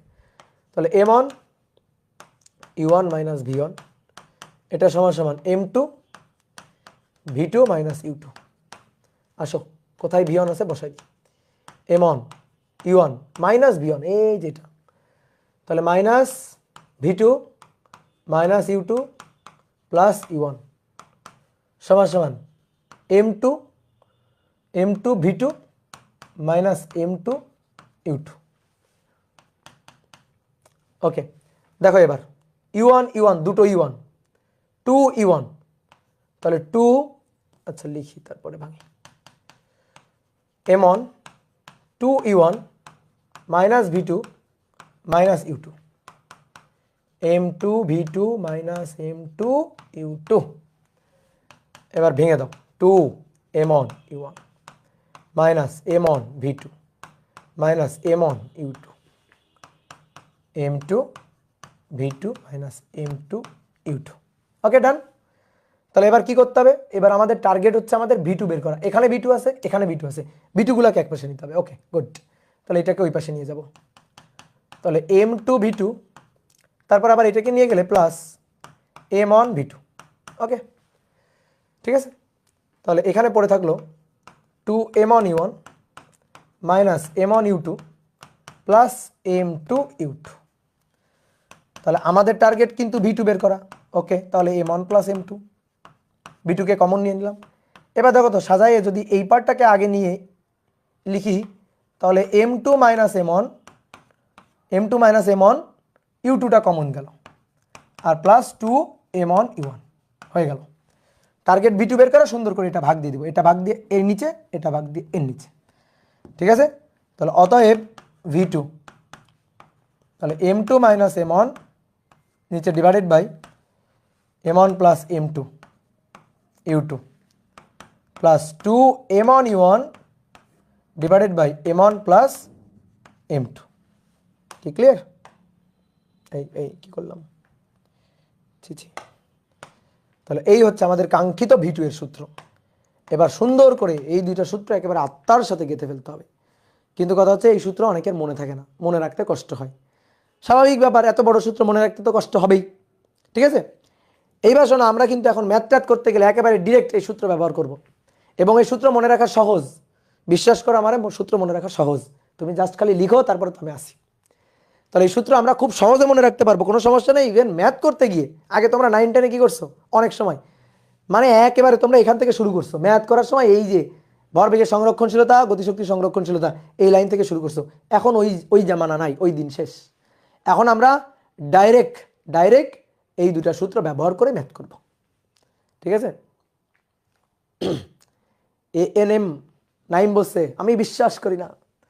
তুমি কি ডায়লগ দিচ্ছ, ওই যে কাজী মারুফের ডায়লগ, আমি বিশ্বাস করি না। তাহলে এবার আসো, দেখো সূত্র কিভাবে মনে রাখা যায়। তাকাও, সূত্র ভুলে যাও, আসলে স্বাভাবিক, এত বড় সূত্র তো মনে রাখা টাফ। আচ্ছা মনে রাখতে হবে না, ভুলে যাও, মনে রাখতে হবে না, ভুলে যাও, কোনো দরকার নেই মনে রাখার। ভুলে গেছো, আচ্ছা গুড। এইবার আসো, দেখো তোমার যখন এই সূত্র লাগবে, তুমি একেবারে সুন্দর করে সূত্র মাথা থেকে বের করে নিয়ে আসতে পারবা। কেমনে? তোমার তো v1 বের করতে হবে আর v2 বের করতে হবে। তাহলে সুন্দর করে v1 আর v2 লিখে এরকম 4টা দাগ দিবা, এরকম 4টা দাগ দিবা। কয়টা দাগ দিবা বলো? এরকম 4টা দাগ দিবা, শেষ। এরকম 4টা দাগ দিয়ে দিবা। তাহলে v1 আর v2 লিখে এরকম 4টা দাগ দিয়ে দিবা, সূত্র শেষ, হয়ে গেছে সূত্র লেখা। এই কেমনে হয়ে গেছে সূত্র লেখা, দেখো এবার ভর কয়টা, 2টা। ওকে, তাহলে 2টা ভর, m1 m2 নিচে যোগ m1 m2, এখানেও তাই m1 m2, এখানেও তাই m1 প্লাস m2, শেষ। তাহলে নিচের কাজ শেষ, 50% কাজ শেষ, 50% কাজ শেষ। এইবার আসো উপরের কাজটা কি বের করতেছি, ভালো করে খেয়াল করবা, লিখবা না আগে, ভালো করে খেয়াল করো কি বের করতেছি। v1 এর কারণে m1 মাইনাস m2। ওকে, যেহেতু কি বের করতেছি v1 u1 এর কারণে u1, বাকি থাকলো কে? বাকি থাকলো u2। তাহলে বাকি থাকলো কে? u2। তাহলে এখানে যে যার বেগ তার দ্বিগুণ ভর, অর্থাৎ 2m2। সূত্র শেষ। তাহলে আমি আরেকবার বলি, শোনো, আরেকবার বলি, দেখো খেয়াল করো, নিচে m1 প্লাস m2 নিচে শেষ। এবার উপরে আসো, লিখবা না কেউ, ভালো করে দেখো উপরে। যখন v1 বের করবো, v1 ওকে ঠিক আছে, m1 মাইনাস m2। ঠিক আছে, v1 বের করতেছি, তাহলে তার বেগ u1, বাকি কোন বেগটা, আদি বেগটা কোনটা? u2, যার বেগ তার দ্বিগুণ ভর 2m2। ওকে ডান। এবার আসো, যদি উপরেরটা বুঝে থাকো, নিচেরটাও তুমি লিখতে পারবা। কেমনে? কি বের করবো? v2 বের করবো, তাহলে m2 মাইনাস m1, কত সহজ না? v2 বের করবো, সো u2, তাহলে u2 বসে গেল, বাকি থাকলো কে? বাকি থাকলো u1, যার বেগ তার দ্বিগুণ ভর 2m1। এই তো সূত্র। এবার এই সূত্র তুমি ভুলে যাও, তুমি যদি চেষ্টা করো ভুলে যাবো সূত্র, তাও তুমি ভুলতে পারবে না। দেখো, তাও তুমি সূত্র ভুলতে পারবে না। কি ক্লিয়ার? কি ক্লিয়ার? তাহলে সূত্র মনে রাখা খুবই সহজ। আরো একবার, high high high high high, তাহলে সূত্র আরো একবার দেখো, নিচে m1 plus m2 m1 plus m2 m1 plus m2 m1 plus m2 শেষ। উপরে v1 বের করব, তাহলে 1 m1 মাইনাস m2, v2 বের করব v2 2, তাহলে m2 মাইনাস m1, v1 এর জন্য u1, v2 এর জন্য u2, v1 এর জন্য u1, বাকি থাকলো কে? বাকি u2, যার বেগ তার দ্বিগুণ ভর। v2 এর জন্য u2, বাকি থাকলো কে? u1, যার বেগ তার দ্বিগুণ ভর। এই তো, এবার সূত্র চেষ্টা করো খালি ভুলে যাইতে, ঠিক আছে? দেখবা সূত্রই বলতে পারতেছে না, মানে আগে ছিল সূত্র মনে রাখা কঠিন, এবার দেখো সূত্র ভুলে যাওয়া কঠিন, ঠিক আছে? সূত্র ভুলে যাওয়াটাই কঠিন। এই হচ্ছে আমাদের কাঙ্ক্ষিত দুইটা সূত্র। এই দুইটা সূত্র জানা মানে তুমি সংঘর্ষ রিলেটেড যে কোনো ম্যাথ পারবা, বুঝতে পারছো? এবার দেখো সূত্র ভুলে যাওয়াই কঠিন, সূত্র ভুলেই যাইতে পারতেছো না, চেষ্টা করতেছো এই সূত্র ভুলে যাবো, আমি কষ্ট করে ভুলে যাবো, সেটাই পারতেছো না। তাহলে সূত্রগুলো মনে রাখতে হবে, এই সূত্রগুলো এবার কাজে লাগবে, ঠিক আছে? তাহলে চলো এবার একটু ম্যাথ করা শুরু করি। তা আমি তোমাকে একটা চিত্র দিয়ে দিচ্ছি, হ্যাঁ, 1 নম্বর ম্যাথ একটা চিত্র দিয়ে দিচ্ছি, ঠিক আছে? এই ম্যাথ তুমি দেখেই বলে দিতে পারবা অ্যান্সার। 5 কেজি ভরের একটা বস্তু, 5 কেজি ভরের একটা বস্তু, এই বস্তুটা ধরো 6 মিটার পার সেকেন্ড বেগ নিয়ে চলতেছে। চলতে চলতে সামনে এখানে 3 কেজি ভরের একটা 3 কেজি ভরের একটা বস্তুকে ধাক্কা দেয়, যে বস্তুটা 3 মিটার পার সেকেন্ড বেগে চলতেছিল। যেহেতু এর বেগ বেশি, তো ধাক্কা দিবেই। তাহলে এটা হচ্ছে সংঘর্ষের আগের ঘটনা। এবার সংঘর্ষের পরে 5 কেজি ভরের যে বস্তুটা, এই বস্তুটা চলতেছে 2 মিটার পার সেকেন্ড বেগে। আর 3 কেজি ভরের যে বস্তুটা, এই বস্তুটা চলতেছে 5 মিটার পার সেকেন্ড বেগে, 5 মিটার পার সেকেন্ড বেগে, ঠিক আছে? তাহলে কি দেওয়া আছে দেখো, m1, এটা m2, এটা u1, এটা u2, বুঝলা? m1 তার জন্য এটা v1, m2 বাই তার জন্য এটা v2 দেওয়া আছে।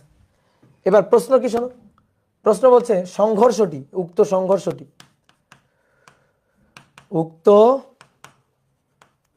সংঘর্ষটি স্থিতিস্থাপক কিনা, খুবই সহজ জিনিস, চটপট অ্যান্সার দিয়ে দিবা, চটপট। উক্ত সংঘর্ষটি কি স্থিতিস্থাপক সংঘর্ষ কিনা। দেখো বেগের আদি বেগ আর শেষ বেগের ডিফারেন্স দেখো, ভালো করে দেখো। কি বলছিলাম, সংঘর্ষ স্থিতিস্থাপক হতে গেলে আদি বেগ আর শেষ বেগ এদের ডিফারেন্স, পার্থক্য সমান সমান হইতে হবে, ঠিক আছে? সমান সমান হইতে হবে। দেখো 6 3 পার্থক্য কত? 3। 5 2 পার্থক্য কত? পার্থক্য হচ্ছে 3। ইভেন আরেকটা জিনিস হচ্ছে কি, স্থিতিস্থাপক সংঘর্ষ হলে সংঘর্ষের আগে যার বেগ কম ছিল, পরে তার বেগ বেশি হইতে হবে। সংঘর্ষের আগে যার বেগ বেশি ছিল, পরে তার বেগ কম হইতে হবে। আমার কথা বিশ্বাস করতে হবে না, তুমি এখানে দেখো, এই দেখো u1 মাইনাস u2 আর পরে v2 minus v1, u1 minus u2 v2 minus v1। তাহলে ধরো এই বেগের মানটা হচ্ছে, বেগের পার্থক্যটা হচ্ছে 4, তাহলে u1 থেকে u2 বিয়োগ করলে 4 পাওয়া যায়, তার মানে u1 বড়। আর পরবর্তীতে v2 থেকে v1 বিয়োগ করলে 4 পাওয়া যায়, তার মানে v2টা বড়। দেখো আমি কিন্তু তাই দিছি, দেখো সেরকমই দেওয়া হয়েছে। সংঘর্ষের আগে এর বেগ ছিল কম, সংঘর্ষের আগে এর বেগ ছিল বেশি, এর বেগ কমে গেছে সংঘর্ষের পরে। সংঘর্ষের আগে এর বেগ ছিল কম, তার বেগ আবার বেড়ে গেছে, তাহলে কমটার বেগ বেড়ে গেছে, বেশিটার বেগ কমে গেছে। এবং ডিফারেন্স u2 আর u1 এর ডিফারেন্স, এই যে u1 মাইনাস u2, 6 বিয়োগ এই যে del you u1 minus u2, তাহলে 6 বিয়োগ 3, দেখো 3 প্লাস 3। আর ওইখানে দেখো ডেল ভি, তো ডেল ভি মানে কি? ডেল ভি মানে v2 মাইনাস, v2 থেকে বিয়োগ করতে হবে কিন্তু, তাহলে v2 মাইনাস v1, তাহলে v2 মাইনাস v1, v2 হচ্ছে 5 বিয়োগ 2, তাহলে দেখো প্লাস 3। তাহলে অতএব ডেল ইউ সমান সমান ডেল ভি, তাহলে সমান সমান, তাহলে অতএব সংঘর্ষটি স্থিতিস্থাপক, সংঘর্ষটি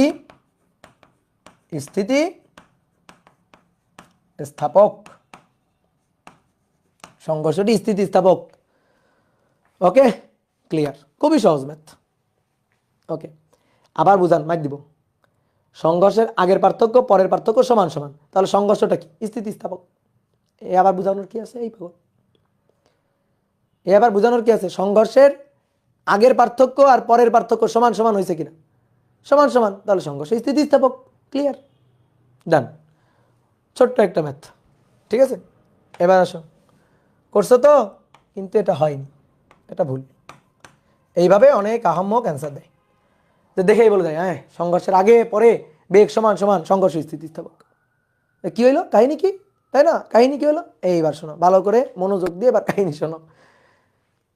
দেখো এইটা কিন্তু ভুল করবা তোমরা, যে ভাই আপনি বলছেন সংঘর্ষের আগে আর পরে বেগের পার্থক্য সমান সমান, এটা দেখেই আমি বলে দিব সংঘর্ষ স্থিতিস্থাপক কিনা। ঠিক আছে, দেখবা, ঠিক আছে, কিন্তু একটু বুদ্ধি দিয়ে তো দেখতে হবে। দেখো সংঘর্ষের পরে আমি বেগ দুইটা ইচ্ছা মতো বলে দিছি, ইচ্ছা মতো বলে দিছি। আমি তো বেগ এখানে 1, এখানে 4ও বলতে পারতাম, এখানে 8, এখানে 11ও বলতে পারতাম, এখানে 10, এখানে 13 বলতে পারতাম, এখানে 20, এখানে 23 বলতে পারতাম। এরকম বলো তো কত কিছুই না বলতে পারতাম, পারতাম না? বেগের পার্থক্য 1, 4, 3, বেগের পার্থক্য 8, 11, 3, বেগের পার্থক্য 10, 13, 3, 20, 23, 3, বেগের পার্থক্য তো সবসময় একই, তাই না? বেগের পার্থক্য তো সবসময় একই থাকতো। আমি যদি এরকম ইচ্ছা মতো বলে দিতাম, তাহলে তুমি বেগের পার্থক্য দেখে স্থিতিস্থাপক নাকি এত সহজে বলে দিবা? আমি তো ইচ্ছা মতো অনেকগুলো বেগ নিতে পারি, ইচ্ছা মতো অনেকগুলো বেগ, আমি আমার মন গড়া অনেকগুলো মান তোমার দিয়ে দিতে পারি। হ্যাঁ বেগের পার্থক্য আমি সেমই রাখলাম, কিন্তু ওই ওই মান দুইটাই যে হবে এর তো গ্যারান্টি নেই। ক্লিয়ার? মানে এখানে সম্ভাব্য অনেক মানই হইতে পারে। স্থিতিস্থাপক সংঘর্ষ হলে এ কথা সত্যি যে সংঘর্ষের আগে বেগের পার্থক্য পরের বেগের পার্থক্য সমান সমান হবে, এ কথা সত্যি। কিন্তু আমি ইচ্ছা মতো দুটো মান বলে দিয়ে জোর করে পার্থক্য সমান বানাবো, এটা সত্যি না। এমন দুটো নির্দিষ্ট মান আছে, V1 এর একটা নির্দিষ্ট মান আছে, V2 এর একটা নির্দিষ্ট মান আছে, তাদের মান বের করার পর আমি দেখতে পাবো পার্থক্য অবশ্যই 3 আছে। বাট ওই সেই V1 V2 আমি তো ইচ্ছা মতো আন্দাজে বলে দিতে পারবো না, আন্দাজে ঢিল ছোড়া যাবে না। এটাই হচ্ছে কাহিনী, বুঝতে পারছো? এটাই হচ্ছে কাহিনী। তাহলে আসো দেখো, এই যে বেগটা সংঘর্ষের পরে এই যে বেগটা, এই V1টা কত সেটা আমরা দেখব, 2 হতেও পারে নাও পারে। এখানে সংঘর্ষের পরে বেগটা কত V2 সেটা আমরা দেখতে চাই, যে স্থিতিস্থাপক সংঘর্ষ হলে সংঘর্ষের পরে বেগ কত কত হতে হয় সেটা দেখব। সেটা দেখে আমরা এই ডেরিভেশন কেন করলাম, ইচ্ছা মতো যদি মান বলতে পারতাম তাহলে এই ডেরিভেশন কেন করলাম, ডেরিভেশন করে V1 ডেরিভেশন করে V2 কেন পাইলাম? তো অর্থাৎ V1 V2 এর নির্দিষ্ট দুটো মান আছে যার জন্য স্থিতিস্থাপক হবে, সেই দুটো মান খুঁজে বের করতে হবে। তো চলো সেই দুটো মান খুঁজে বের করব। তাহলে স্থিতিস্থাপক হলে অর্থাৎ V1, তাহলে V1 এর সূত্র দেখো, এই যে নিচে M1 + M2, সূত্র লিখে আসো। তারপরে নিচে M1 + M2, M1 + M2। এবার V1 বের করছি, সো M1 - M2, V1 এর জন্য U1 বসে গেল, বাকি থাকলো কি U2, যার বেগ তার দ্বিগুণ ভর 2M2। এবার দেখে দেখে খালি মান বসাবো, তাহলে সবাই একই দিকে, এটা প্লাস এটাও প্লাস, কিন্তু হ্যাঁ U1ও প্লাস U2ও প্লাস। ওকে, মান বসাবো। M1 এর মান 5, M2 এর মান 3, নিচে তাহলে 5 + 3, U1 এর মান 6 প্লাস নিচে 5 + 3 2M2, M2 এর মান 3, U2 এর মান 3। ওকে, এবার ক্যালকুলেটর করবে বাকি কাজ, ঠিক আছে? অনেকে বলে ভাই ডাইরেক্ট সূত্র ব্যবহার করতে পারবো কিনা, 100 বার পারবা, 100 বার তুমি ডাইরেক্ট সূত্র ব্যবহার করতে পারবা। তাহলে 5 - 3, নিচে 5 + 3, 5 + 3, তার সাথে গুণ হচ্ছে 6,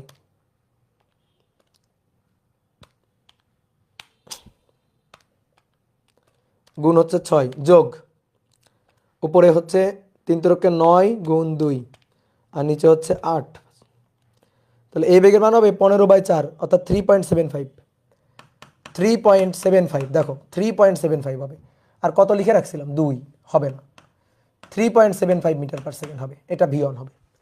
দেখি তো ভাই V2 কত হবে, V2 কত হবে আমি জানি 3.75 + 3, 3.75 + 3, এর সাথে 3 যোগ হবে। এবার দেখো বিশ্বাস না হলে M1 + M2, M1 + M2, V2 বের করবো, সো M2 - M1, V2 এর জন্য U2 যেহেতু বসে গেল, বাকি থাকলো U1, যার বেগ তার দ্বিগুণ ভর 2M1।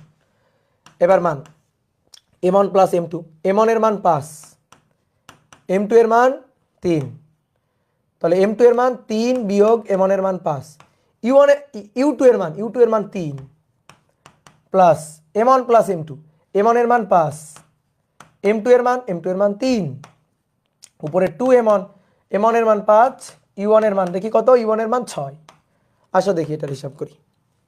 তাহলে এটার হিসাব করলে পাবো 3 বিয়োগ 5, নিচে 5 7 3 8, তার সাথে গুণ হচ্ছে 3, যোগ উপরে 2 গুণ 5 গুণ 6, নিচে 5 যোগ 3 8। তাহলে এটা 6.75 বলছিলাম না, এর সাথে 3 যোগ হবে, দেখো হয়েছে এত মিটার পার সেকেন্ড। বুঝলাম কি, ক্লিয়ার? এই দেখো ভি2 বড়, অবশ্যই ভি2 বড় হবে, কারণ ওখানে আগে ইউ1 বড় ছিল, ইউ1 ইউ2 থেকে বড় ছিল, তাহলে অবশ্যই উল্টে যাবে, ভি2 ভি1 থেকে বড় হবে। এটা তো আমরা আগে থেকেই জানি, ডিসিশন তো আগে থেকেই নেওয়া। কি ক্লিয়ার? বুঝতে পারছি? তাহলে ভি1 এর মান এটা হতে হবে, কিন্তু আমাদের ভি1 কত দেওয়া ছিল, কত দেওয়া ছিল 2, তাহলে 2 না।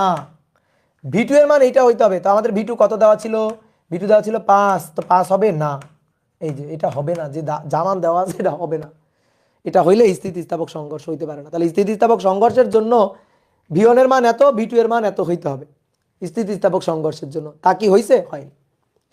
তাহলে দেখো হ্যাঁ, বেগের পার্থক্য 3 আছে না বলো তো? বেগের আগে পার্থক্য কত ছিল? 3, এখনো পার্থক্য কত? 3, এখনো পার্থক্য দেখো এই যে 3.75 6.75 3ই আছে। ইয়েস, বেগের পার্থক্য একই আছে, তার মানে ওই কথা কিন্তু সত্যি ছিল। কিন্তু আমি আন্দাজে দুটো মান দিয়ে বেগের পার্থক্য সমান সমান করে তোমাকে বলবো স্থিতিস্থাপক সংঘর্ষ, তাহলে হবে না।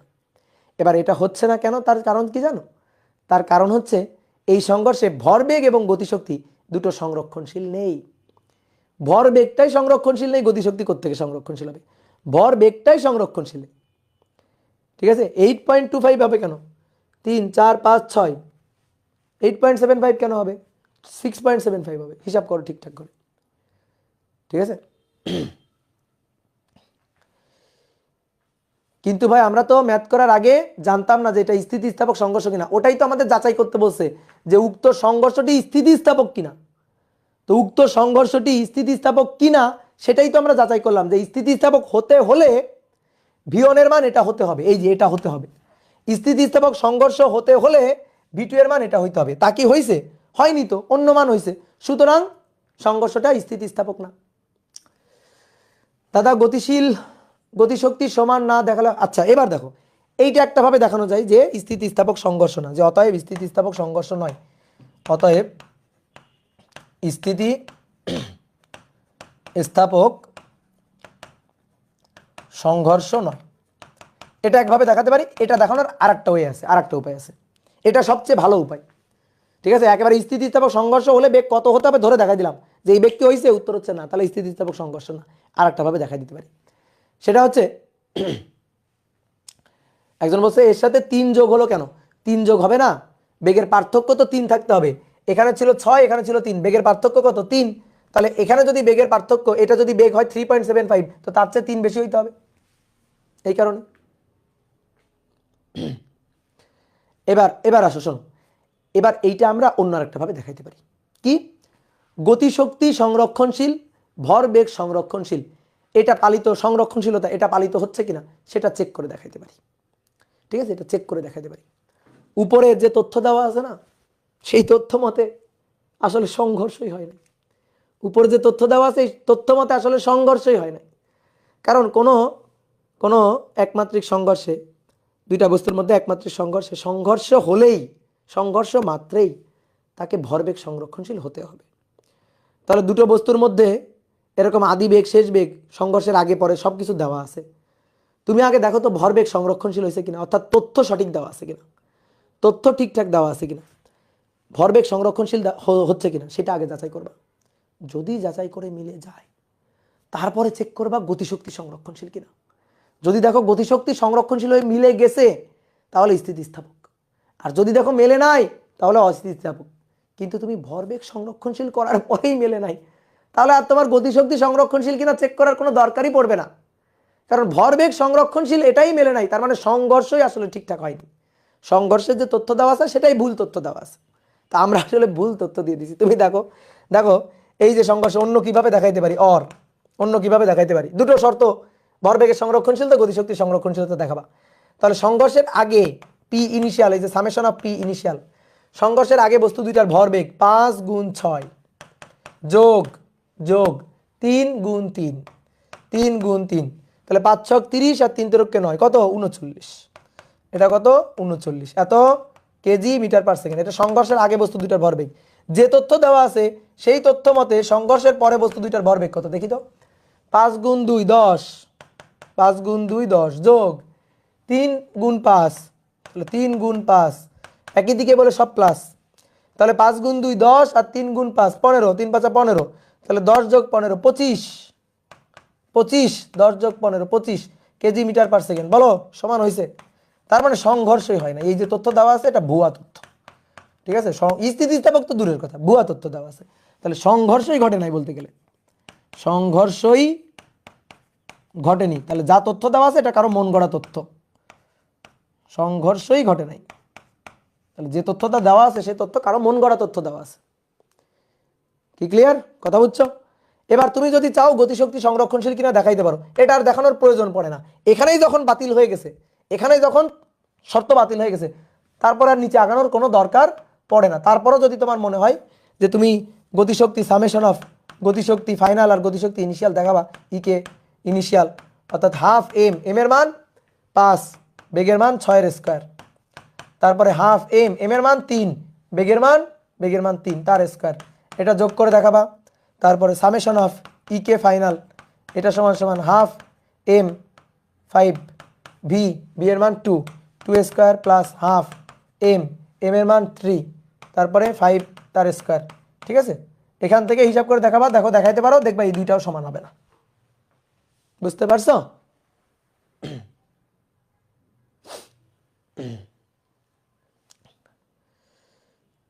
ওকে, ক্লিয়ার? খুবই সুন্দর ম্যাথ, খুবই সুন্দর। তাহলে বুঝতে পারছো, কনসেপ্ট একেবারে পানির মতো ক্লিয়ার রাখবা। ওকে, তাহলে চলো এবার একটা ছোট্ট ছোট্ট কনসেপ্টের ম্যাথ করি। ম্যাথ না, এটা আসলে 2 মার্কের প্রশ্ন, ঠিক আছে? অনুধাবনমূলক প্রশ্নে আছে যে দেখাও যে দুটি বস্তুর মধ্যে দুইটি বস্তুর মধ্যে সংঘর্ষের পর বস্তুদ্বয় মিলিত হয়ে চললে, বস্তুদ্বয় মিলিত হয়ে গেল। অনেক সময় আমরা 9 10 ম্যাথ করছি না, যে দুইটা বস্তুর সংঘর্ষ হলো, সংঘর্ষের পর বস্তুদ্বয় মিলিত হয়ে গেল। তাহলে বস্তুদ্বয় মিলিত হয়ে গেলে সংঘর্ষ কখনোই স্থিতিস্থাপক হবে না। সংঘর্ষ কখনোই স্থিতিস্থাপক হবে না, এটা দেখাইতে হবে, এটা ব্যাখ্যা করতে হবে আর কি। ঠিক আছে, 2 মার্কের প্রশ্ন আসবে কিন্তু, যে দুইটা বস্তুর মধ্যে যদি সংঘর্ষের পর বস্তু দুইটা মিলিত হয়ে যায়, তাহলে সেই সংঘর্ষ না কোনোদিন স্থিতিস্থাপক হবে না। কেন হবে না? কি কারণ? M1 এটা E1, M2 এটা U2, ধাক্কা লাগলো, সংঘর্ষ হলো, সংঘর্ষের পরে বস্তু দুইটা মিলিত হয়ে গেছে। তাহলে ভাই মিলিত ভর M1 প্লাস M2, আর মিলিত বেগ, একটাই মিলিত বেগ V, তার মানে V1 V2 সমান সমান V, মিলিত বেগ তো। তাহলে প্রথম বস্তুর শেষ বেগ V1, দ্বিতীয় বস্তুর শেষ বেগ V2, মিলিত বেগ V সমান সমান, একই জিনিস। ঠিক আছে, তাহলে এই হচ্ছে ঘটনা মিলিত হয়ে গেলে। এবার তাহলে কেন এটা স্থিতিস্থাপক হবে না কেন? কারণ হচ্ছে সংঘর্ষের আগে বস্তু দুইটার বেগের ডিফারেন্স ডেল ইউ এটা আছে, এটা নট ইকুয়াল টু 0, বুঝলা? আর সংঘর্ষের পরে V1 V2 V, তাহলে ভাই ডেল বি কত হবে? আরে ভাই ডেল বি 0। তাহলে আগে নট ইকুয়াল টু 0, পরে ইকুয়াল টু 0। স্থিতিস্থাপক সংঘর্ষ হতে হলে দুনিয়া উল্টে যাক, স্থিতিস্থাপক সংঘর্ষ যদি হয়, স্থিতিস্থাপক সংঘর্ষে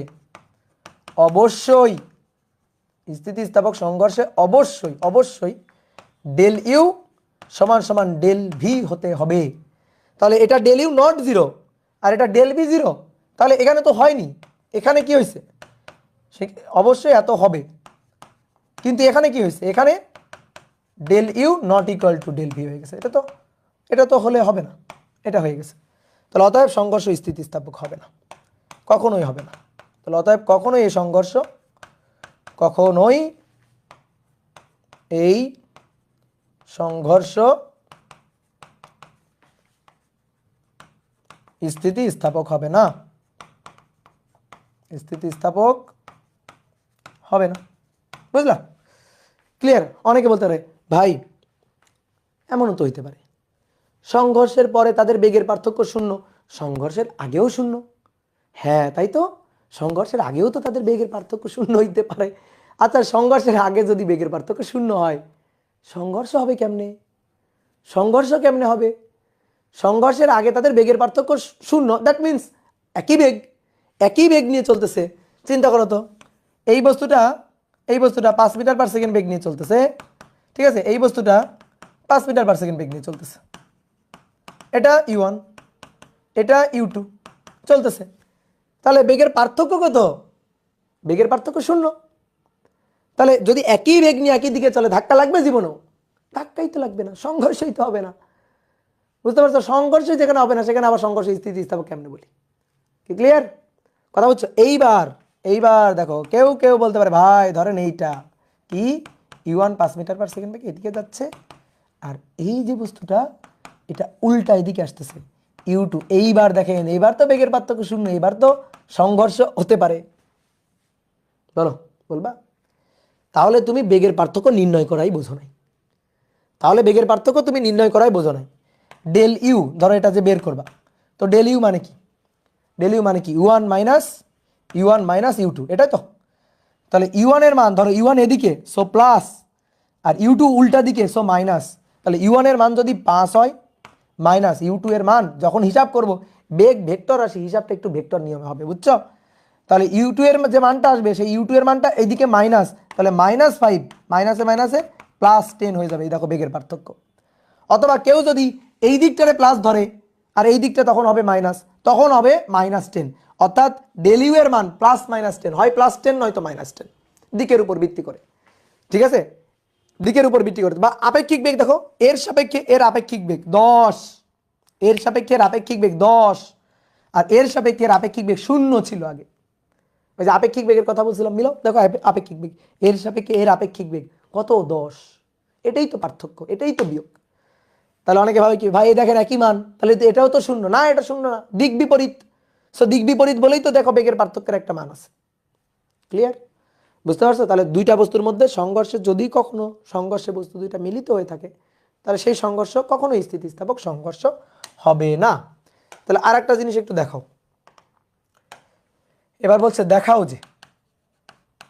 দেখাও যে সমান ভরের দুটো বস্তুর মধ্যে, সমান ভরের দুটো বস্তুর মধ্যে স্থিতিস্থাপক সংঘর্ষ হলে, স্থিতিস্থাপক সংঘর্ষ হলে সংঘর্ষের পর বস্তুদ্বয় বেগ বিনিময় করবে। সংঘর্ষের পর বস্তুদ্বয় বেগ বিনিময় করবে। বেগ বিনিময় করবে মানে কি? ব্যাপারটা মানে কি? বেগ বিনিময় করার মানে কি? ধরো এটা m1, এ তো চলতেছে u1 বেগে, এটা m2, এ চলতেছে u2 বেগে। এটা সংঘর্ষের আগে, এবার সংঘর্ষের পরে।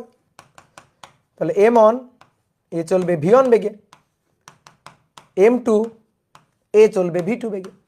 তাহলে সংঘর্ষের পরে তারা বেগ বিনিময় করবে। দ্যাট মিন্স প্রথম বস্তুর শেষ বেগ হবে দ্বিতীয় বস্তুর আদি বেগ, আর দ্বিতীয় বস্তুর শেষ বেগ হবে প্রথম বস্তুর আদি বেগ।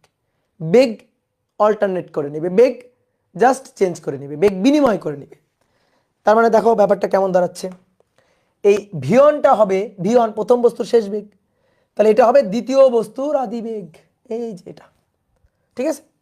আর দ্বিতীয় বস্তুর শেষ বেগ দ্যাট ইজ v2, সেটা হবে প্রথম বস্তুর আদি বেগ, অর্থাৎ u1 এর সমান। অর্থাৎ এইটা হবে এইটা। কথা বুঝছো? এইটা হবে এইটা। অর্থাৎ v1 হবে u2, তাহলে বেগ বিনিময়, আর v2 হবে u1 বেগ বিনিময়। এর বেগ ওর ঘাড়ে গেল, এর বেগ ওর ঘাড়ে গেল। এখন এই কথা বিশ্বাস করি না, প্রমাণ ছাড়া কিছুই বিশ্বাস করি না। তাহলে আমরা কি সূত্র জানি? v1 ইকুয়াল টু, সূত্রটা লিখি তো দেখি, m1 মাইনাস m2, দাগ দিয়ে m1 minus plus m1 plus m2। এবার v1 বের করছি, সো উপরে m1 মাইনাস m2, v1 এর জন্য u1 বসে গেল, বাকি থাকলো u2, যার বেগ তার দ্বিগুণ ভর। ওকে, আর v2 এর জন্য একটু লিখে নিই আগে। v2 এর জন্য এরকম একটা দাগ দিব, m1 প্লাস m2, এখানেও m1 প্লাস m2। তাহলে উপরে m2, v2 যেহেতু m2 মাইনাস m1, v2 এর জন্য u2, আর এখানে কি হবে, u2 বসে গেছে, তাহলে বাকি থাকলো কি u1 বসলো। তাহলে যার বেগ তার দ্বিগুণ ভর, 2m1। ক্লিয়ার? এইবার আসো, কি বলছে? সমান ভরের দুটো বস্তু, অর্থাৎ m1 m2 এদের মান সমান, m1 সমান m2 সমান সমান m। এই জিনিসটা এই সমীকরণ দুটোতে ইনপুট দিয়ে দিই। ঠিক আছে, সমীকরণ দুটোতে ইনপুট দিয়ে দিই। ভাই যদি ইনপুট দেওয়া হয়, দেখো m1 এর মানও m, m2 এর মানও m, তো m মাইনাস m তো 0, আর নিচে কি হবে? নিচে হবে 2m, তো 2m আর হওয়ার দরকার নেই, এটা 0 হয়ে গেছে। এখানে কি হবে? এখানে নিচে হবে 2m, উপর হবে 2m to m R u2, তাহলে 2m কাটাকাটি, দেখো এটা 0, পড়ে থাকলো কি u2। তাহলে অতএব v1 হলো u2, এই যে বেগ বিনিময়, দেখো বেগ বিনিময় হয়ে গেল। কত সহজ না, কত মজার জিনিস না বেগ বিনিময়। আচ্ছা এখানে আসো, এখানে m to m minus m to m minus m1 ও m, কারণ সেম ভর, ডিভাইডেড বাই নিচে 2m u2 plus m1 plus m2, m plus m 2m u1। তাহলে এইটা আর এইটা কাটাকাটি গেল, আর এটা হয়ে গেল 0। তাহলে দেখো এই যে v2 ইকুয়াল টু কি হলো? u1, এই যে বেগ বিনিময়। ঠিক আছে, বুঝলা? Okay good. ঠিক আছে, ধরো দুই বন্ধু শার্ট পরে যাচ্ছিলা, ধাক্কা লাগছে, ধাক্কার পরে শার্ট সুইটা অল্টারনেট হয়ে গেছে, চেঞ্জ করে নিছো। কথা বুঝছো? একজনের শার্ট আরেকজন পরে নিছো, মানে বিনিময় করে নেওয়ার মতো, বেগ বিনিময় হয়ে গেছে। ওকে চেঞ্জ। তাহলে আসো দেখি আরেকটা সুন্দর ম্যাথ করি। 3 কেজি ও 3 কেজি ভরের দুটো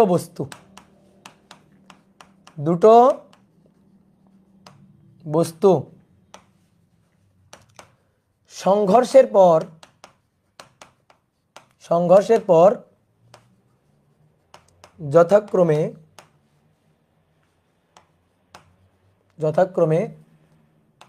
4 মিটার পার সেকেন্ড ও 5 মিটার পার সেকেন্ড বেগে বিপরীত দিকে চলে। 5 মিটার পার সেকেন্ড বেগে বিপরীত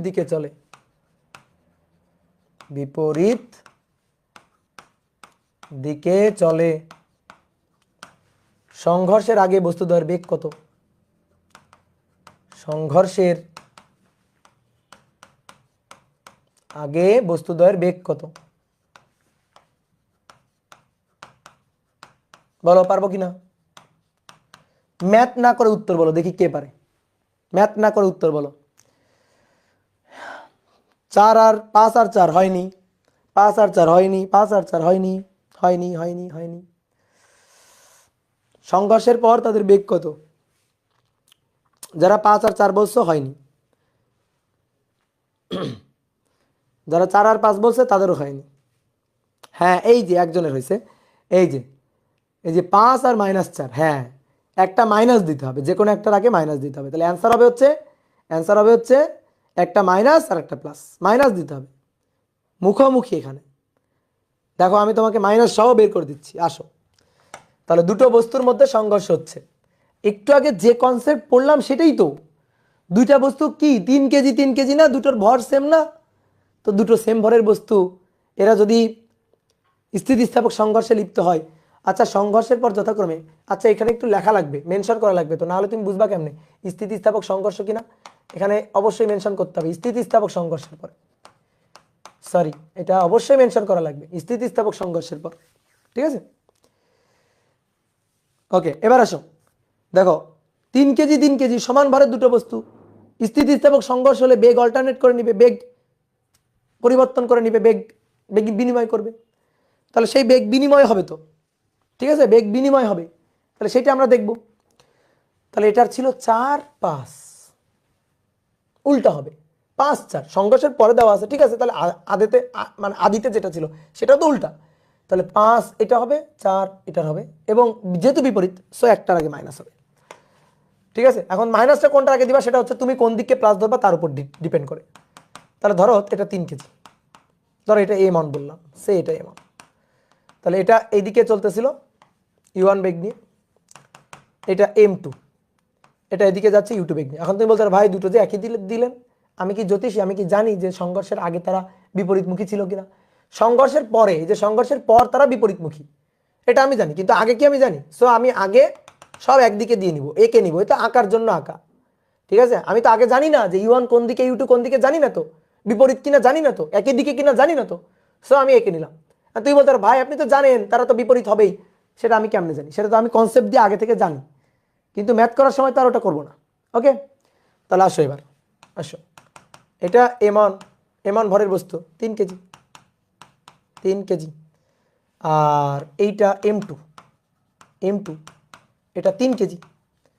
তো মুখোমুখি পরস্পরের বিপরীত দিকে যাচ্ছে, তাহলে বিপরীত দিকে যাচ্ছে মানে যদি এইটা V1 যদি হয় 4, এটা যদি +4 পজিটিভ দিক হয়, মানে আমি এই দিকটা ধরছি পজিটিভ, সো এই দিক তাহলে নেগেটিভ, তাহলে এই দিক যদি প্লাস হয় তাহলে অবশ্যই বিপরীত দিক, তাহলে এটা তো V2, এটা তো মাইনাস হবেই।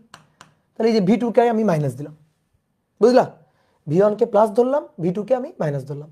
অনেকে ভাবে ভাই সংঘর্ষের পরে এভাবে কেমনে চলতেছে, এভাবে যদি সংঘর্ষের পরে চলে তাহলে তো এগিয়ে এরে আবার ধাক্কা দিবে। আচ্ছা, যাদের মনে এরকম প্রশ্ন আছে তারা তাহলে এই জিনিস ভাবো, এটা তো আঁকার জন্য আঁকছি, যদি কারো মনে এই প্রশ্ন জাগে তাহলে এই যে এটা ভাবো, এই আমার হ্রস্বকার দীর্ঘকার শব্দ উঠে আসলো কেন? কারো মনে যদি এরকম প্রশ্ন জাগে তাহলে এইভাবে চিন্তা করো, সমস্যা আছে? এই যে বিপরীত দিকে যাচ্ছে, নাও। বুঝলা? অনেকে ভাবে ভাই এভাবে আঁকলেন কেন, হয়তো আবার ধাক্কা দিবে। আচ্ছা ঠিক আছে, এভাবে আঁকলাম তাহলে তো আর ধাক্কা দিবে না, তাহলে এইটা এদিকে সো মাইনাস, এইটা এইদিকে সো প্লাস। তো আসো এবার, তাহলে আমরা কি বের করতে চাই? বেগ বের করতে চাই। কি V1 V2 বের করতে চাই না? ওটা দেওয়া আছে, আমি U1 U2 বের করতে চাই।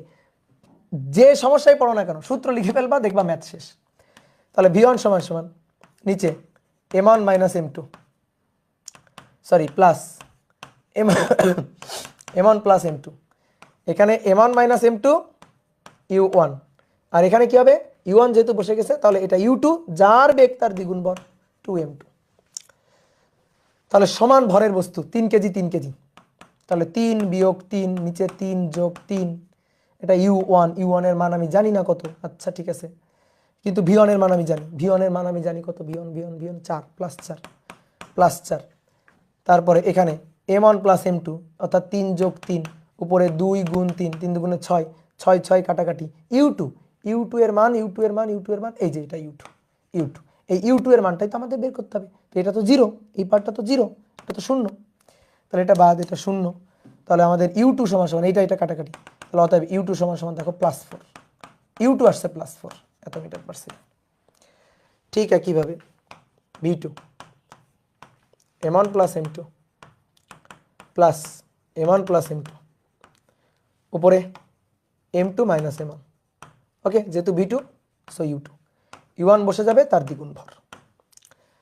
তাহলে V2 এর মান গিভেন, V2 এর মানটা কত? V2 এর মান এই যে -5, 3 বিয়োগ 3 0, 3 যোগ 3 তার সাথে U2 যাই হবে এটা 0, আর এখানে 3 যোগ 3 6, উপরে 2 গুণ 3 6, আর তার সাথে U1 এর মানটা আমরা বের করতে চাই, তাহলে অতএব দেখো U1 এর মান হবে -5 এত মিটার পার সেকেন্ড। বেগ বিনিময় করে নিবে, তো বেগ বিনিময় করে নিবে মানে এই যে V2টা হবে, একটু আগে তো আমি তোমাকে প্রমাণ করে দিলাম, দেখো V2টা হবে U1, দেখো তাই হয়েছে, এই যে V2টাই হয়েছে U1, এই যে U1 এটা, ঠিক আছে, V2টাই হয়েছে U1, আর V1টা হবে U2, তাহলে V1টা U2 হয়েছে, দেখো V1টা যা U2 তাই হয়েছে, মানে এটা একটা ম্যাথ করে দেখালাম। আগে থিওরির আলোচনা করে দেখাইছি, কনসেপ্ট বুঝাইছি তোমাকে, এবার একটা ম্যাথ করে হাতে নাতে প্রমাণ করে দেখালাম। ঠিক আছে, কি বুঝতে পারছো? তাহলে অ্যান্সার হচ্ছে যেহেতু আগে এটার কথা বলবো, -5 এত মিটার পার সেকেন্ড ও 4 মিটার পার সেকেন্ড। ঠিক আছে, ঠিক আছে, ওকে। তাহলে এইবার তোমরা আমার এই ম্যাথটা করে দিবা, আগের ম্যাথটাই সেম, আগের ম্যাথটা শুধু সামান্য একটু চেঞ্জ করবো আমি। কি চেঞ্জ করব? 3 কেজি ও 2 কেজি, 3 কেজি ও 3 কেজি দিচ্ছিলাম না, 3 কেজি ও 3 কেজি দিছিলাম না, 3 কেজি ও 2 কেজি দিব। 3 কেজি ও 2 কেজি ভরের দুটি বস্তু, স্থিতিস্থাপক সংঘর্ষের পরে,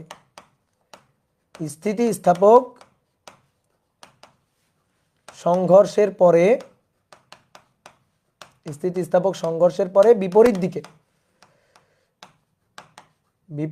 দিকে কত কত বেগ দিয়েছিলাম? 4 ও 5। বিপরীত দিকে 4 মিটার পার সেকেন্ড ও 5 মিটার পার সেকেন্ড বেগে চলে। বস্তুদ্বয়ের আদিবেগ কত? বস্তুদ্বয়ের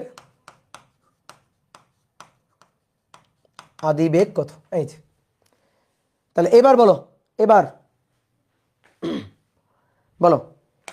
এবার তুমি মুখে মুখে অ্যান্সার দিতে পারবা না? মুখে মুখে অ্যান্সার দিতে পারবা না। তাহলে এবার আসো হিসাব নিকাশ করি। তাহলে এমন ধরি 3 কেজি, তাহলে সে চলতেছে U1 বেগ নিয়ে, আমি জানি না কোন দিকে। তারপরে M2, এটা 2 কেজি, এটা চলতেছে U2 বেগ নিয়ে, জানি না কোন দিকে, তাহলে আপাতত ধরে লিখে নিলাম। এটা সংঘর্ষের আগে। এবার সংঘর্ষের পরে মুখোমুখি চলতেছে, আচ্ছা, মানে বিপরীত দিকে চলতেছে। তাহলে M1 ধরলাম, এটা V1 কত? সেটা 4, তাহলে এটা +4 ধরলাম, প্লাসের ডিরেকশনে, যেহেতু বিপরীত দিকে, তাহলে এটাকে উল্টা দিকে ধরি। M2 হচ্ছে কত কেজি? M2 2 কেজি, তাহলে এটা এদিকে যাচ্ছে ধরো, তাহলে এটা V2, এটা কত? তাহলে -5 ধরতে হবে, যেহেতু উল্টা দিক। আমি তাহলে কি করলাম? এই দিকগুলোরে পজিটিভ ধরলাম, এই দিকগুলো আমার নেগেটিভ। তাহলে এই V2টা হবে -5 মিটার পার সেকেন্ড। বুঝতে পারছো? -5 মিটার পার সেকেন্ড। ওকে, তাহলে আসো হিসাব নিকাশ শুরু করি। তাহলে আমাদের V1 দেওয়া আছে, V2 দেওয়া আছে, M1 দেওয়া আছে, M2 দেওয়া আছে, U1 U2 বের করতে হবে। আগে কত সুন্দর করে বের হয়ে গেছিল, কারণ কিছু পার্ট 0 হয়ে গেছিল। এই যে কিছু পার্ট, এই পার্টটা 0 হয়ে গেছিল, এই পার্টটা 0 হয়ে গেছিল। এবার তো এই দুইটা পার্ট 0 হচ্ছে না, এবার তো এই দুইটা পার্ট 0 হওয়ার কোনো সম্ভাবনা নেই। তাহলে এইবার কি করি? এবার তো মুশকিলে পড়ে গেলাম। বলো, মুশকিলে পড়ে গেলাম কিনা? এবার তাহলে কি করা যায়? দেখি কি করা যায়। যে বিপদে পড়ো না কেন, সূত্র লিখে ফেলবা, সূত্র লিখে ফেললে বিপদ থেকে মুক্ত। তাহলে আসো, V1 M1 প্লাস M2, ওকে, M1 মাইনাস M2, যেহেতু V1 সেহেতু U1, তাহলে 2 M2 U2, বুঝছো তো? তাহলে V1 এর মানটা আমরা জানি, V1 এর মানটা ওই যে +4, M1 প্লাস M2, 3 যোগ 2, 3 বিয়োগ 2, U1 এর মান জানি না, বের করতে চাই। M1 প্লাস M2, 3 যোগ 2, 2M2, তাহলে 2 × 2, U2 এর মান জানি না, বের করতে চাই। তাহলে এই সমীকরণে আননোন কোয়ান্টিটি কয়টা? দুইটা, U1 আর U2, দুইটা আননোন কোয়ান্টিটি। ওকে, তাহলে 3 বিয়োগ 1, 3 বিয়োগ 2, 1। তাহলে আমি একটু সাজায় লিখতেছি একবারে, হ্যাঁ, 1 ভাগ নিচে 3 যোগ 2, 5, U1 প্লাস এটাকে লিখবো 2 দুগুণে 4, আর নিচে 3 আর 2 5, U2 সমান 4। আমি কি করলাম জানো? একবারে সাজায় লিখলাম। এটা 1 নং সমীকরণ, এটা 1 নং সমীকরণ, এটা 1 নং সমীকরণ। ওকে, ডান। এবার আসো নেক্সট, এখানে এবার আসো V2 M1 প্লাস M2,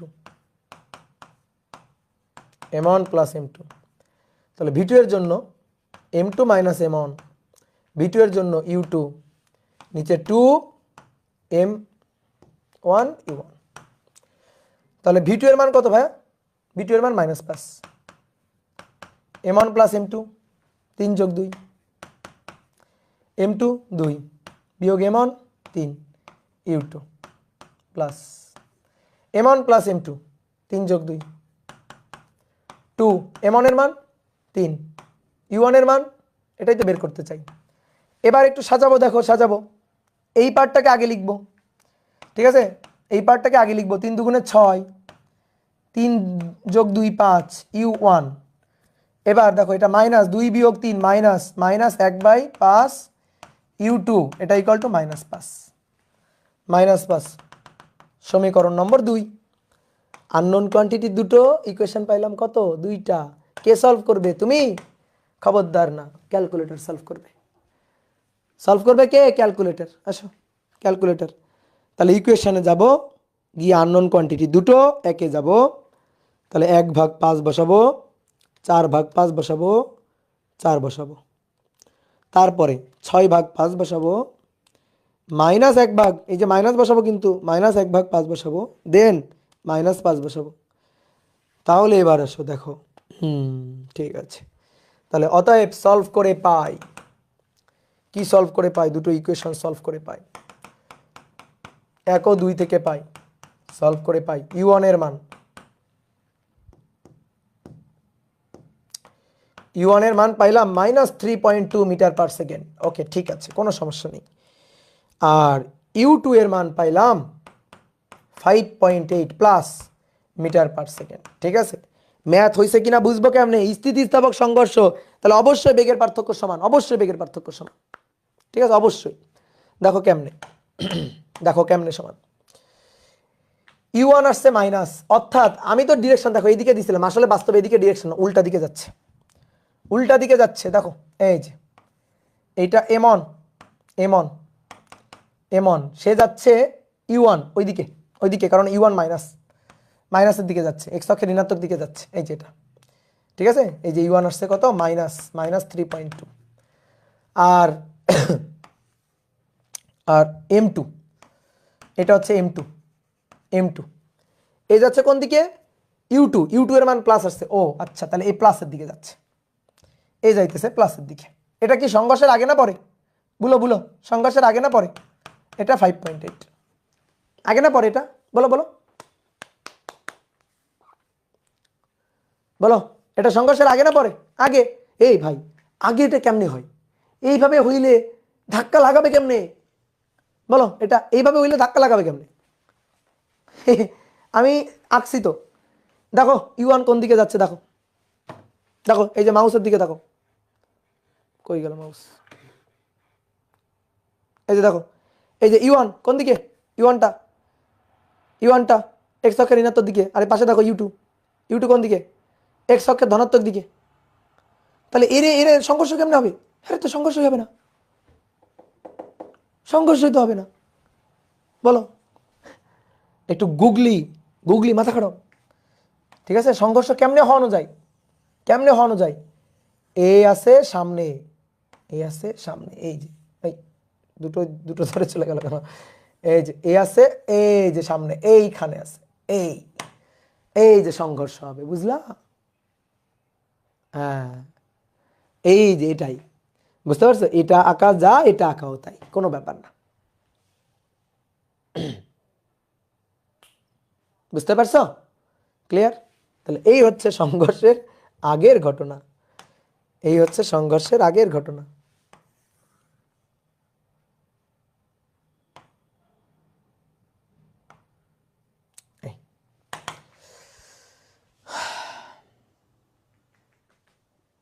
কি বুঝতে পেরেছ? বলো, বুঝতে পারছো কিনা? ঘর্ষণ কখন পড়াবেন? এই তো 2টো ক্লাস পরে ঘর্ষণ পড়াবো। তাহলে তোমাদের একটা ম্যাথ করতে দিই নাকি? বলো, তাহলে তোমরা একটা ম্যাথ করো নাও। এটা কত নম্বর? 5 নম্বর, এটা 6 নম্বর হবে। 6 নম্বর। এম ভরের একটি বস্তু, এম ভরের একটি বস্তু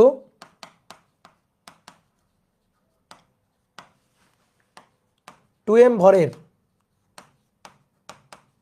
স্থির একটি বস্তুর সাথে স্থিতিস্থাপক সংঘর্ষে লিপ্ত হয়, 2m ভরের স্থির একটি বস্তুর সাথে কি সংঘর্ষে? স্থিতিস্থাপক সংঘর্ষে লিপ্ত হয়। দেখাও যে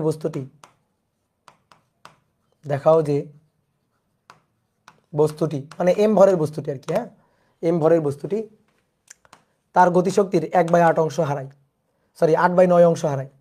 তার গতিশক্তির 8/9 অংশ হারায়। খুব সুন্দর একটা কোশ্চেন, ঠিক আছে, বইটা আসা একটা কোশ্চেন, এটা দেখাইতে বলছে। m ভরের একটা বস্তু, এই বস্তুটা গিয়ে একটা 2m ভরের স্থির বস্তুর সাথে, 2m ভরের স্থির বস্তু মানে u2 0, তো স্থির বস্তুর সাথে স্থিতিস্থাপক সংঘর্ষে লিপ্ত হয়। তো সংঘর্ষের পর m ভরের বস্তুর m ভর, তার বেগটা v1, আর 2m ভরের বস্তুর তার বেগটা v2।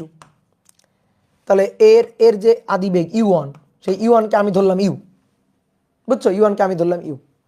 ক্লিয়ার?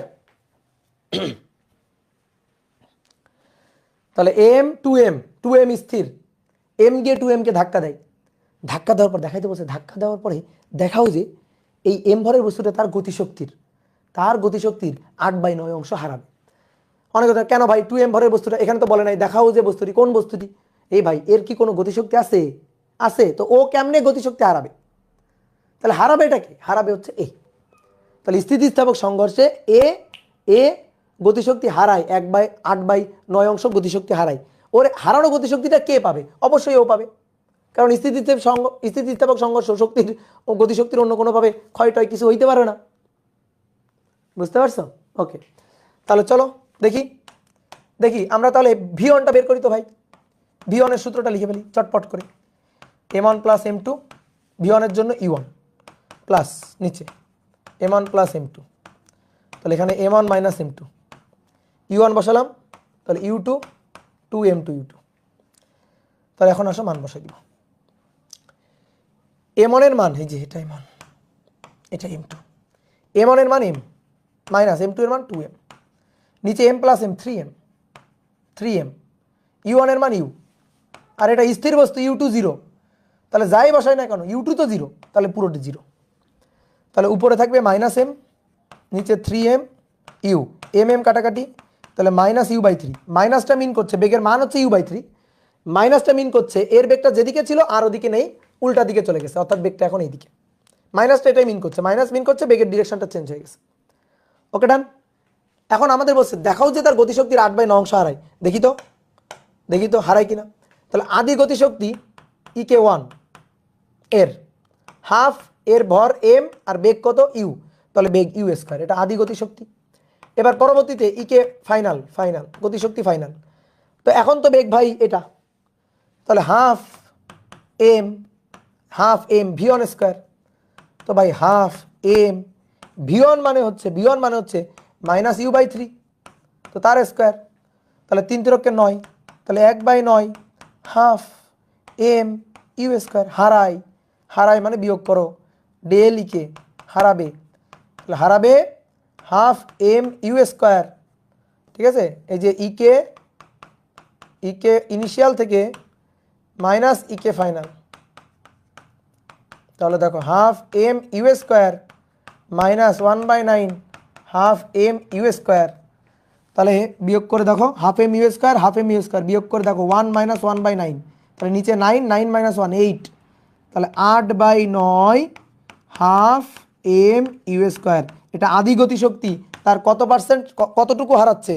8/9 অংশ হারাচ্ছে, 8/9 ইকে ইনিশিয়াল। তাহলে ইনিশিয়াল গতিশক্তির 8/9 অংশ হারাচ্ছে। মাইনাস হলো কিভাবে? এই যে m1 এর মান m, m2 এর মান 2m, তো m থেকে 2m বিয়োগ করলে তো মাইনাস। খুবই সহজ ম্যাথ। ক্লিয়ার? বুঝছো সবাই?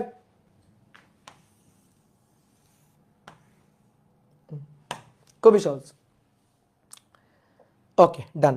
তাহলে এবার তোমাদের টেস্ট, এবার একটা শেষ ম্যাথ, এটা তোমাদের টেস্ট। 7 নম্বর বলা হচ্ছে 4 কেজি ভরের কোনো বস্তু 5 মিটার পার সেকেন্ড বেগে সরল রৈখিক পথে চলে। সরল রৈখিক পথে চলে একই দিকে চলতে থাকা, একই দিকে 4 মিটার পার সেকেন্ড বেগে, একই দিকে 4 মিটার পার সেকেন্ড বেগে চলতে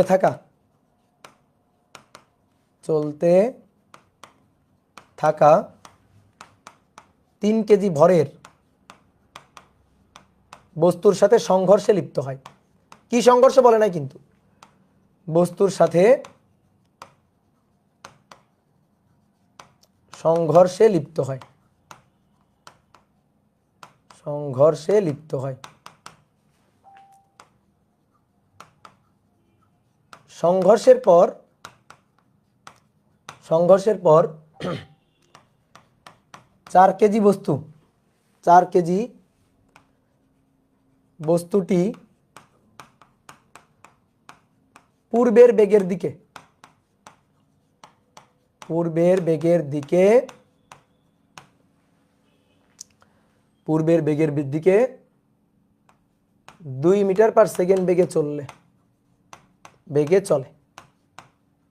চলতে থাকে। এটা হচ্ছে উদ্দীপক। কোশ্চেন নম্বর 1, সংঘর্ষের পর অপর বস্তু কত বেগে কোন দিকে চলবে? সংঘর্ষের পর অপর বস্তু কত বেগে কোন দিকে চলবে? আর 2 নম্বর, সংঘর্ষটা কি স্থিতিস্থাপক? সংঘর্ষটি কি স্থিতিস্থাপক? আর 3 নম্বর, যদি স্থিতিস্থাপক না হয়, যদি স্থিতিস্থাপক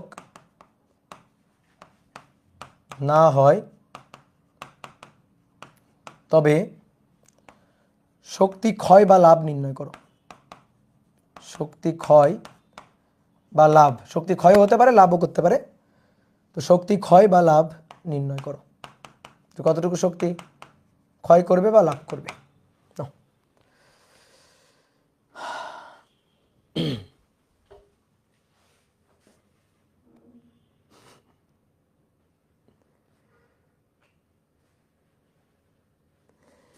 এটাই শেষ, নাও এটাই শেষ। এই কান্নাকাটি করিও না, ছোট মানুষ খালি কান্নাকাটি করে। একটু বেশি পড়লে কি হয়? হ্যাঁ, একটু বেশি পড়াশোনা করলে কি হয় বলো?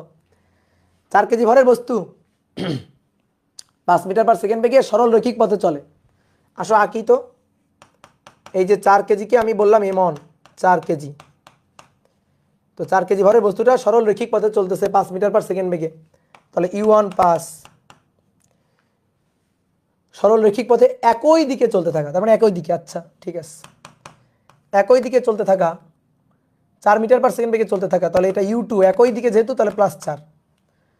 3 কেজি ভরে একটি বস্তুর সাথে সংঘর্ষে লিপ্ত হয়, তাহলে M2 3 কেজি সংঘর্ষে লিপ্ত হয়, হলো সংঘর্ষে লিপ্ত হলো। এবার সংঘর্ষের পরে 4 কেজি বস্তুটি পূর্বের বেগের দিকে, মানে পূর্বে যেদিকে যাচ্ছিল ওই একই দিকে 2 মিটার পার সেকেন্ড বেগে চলে, ভালো কথা।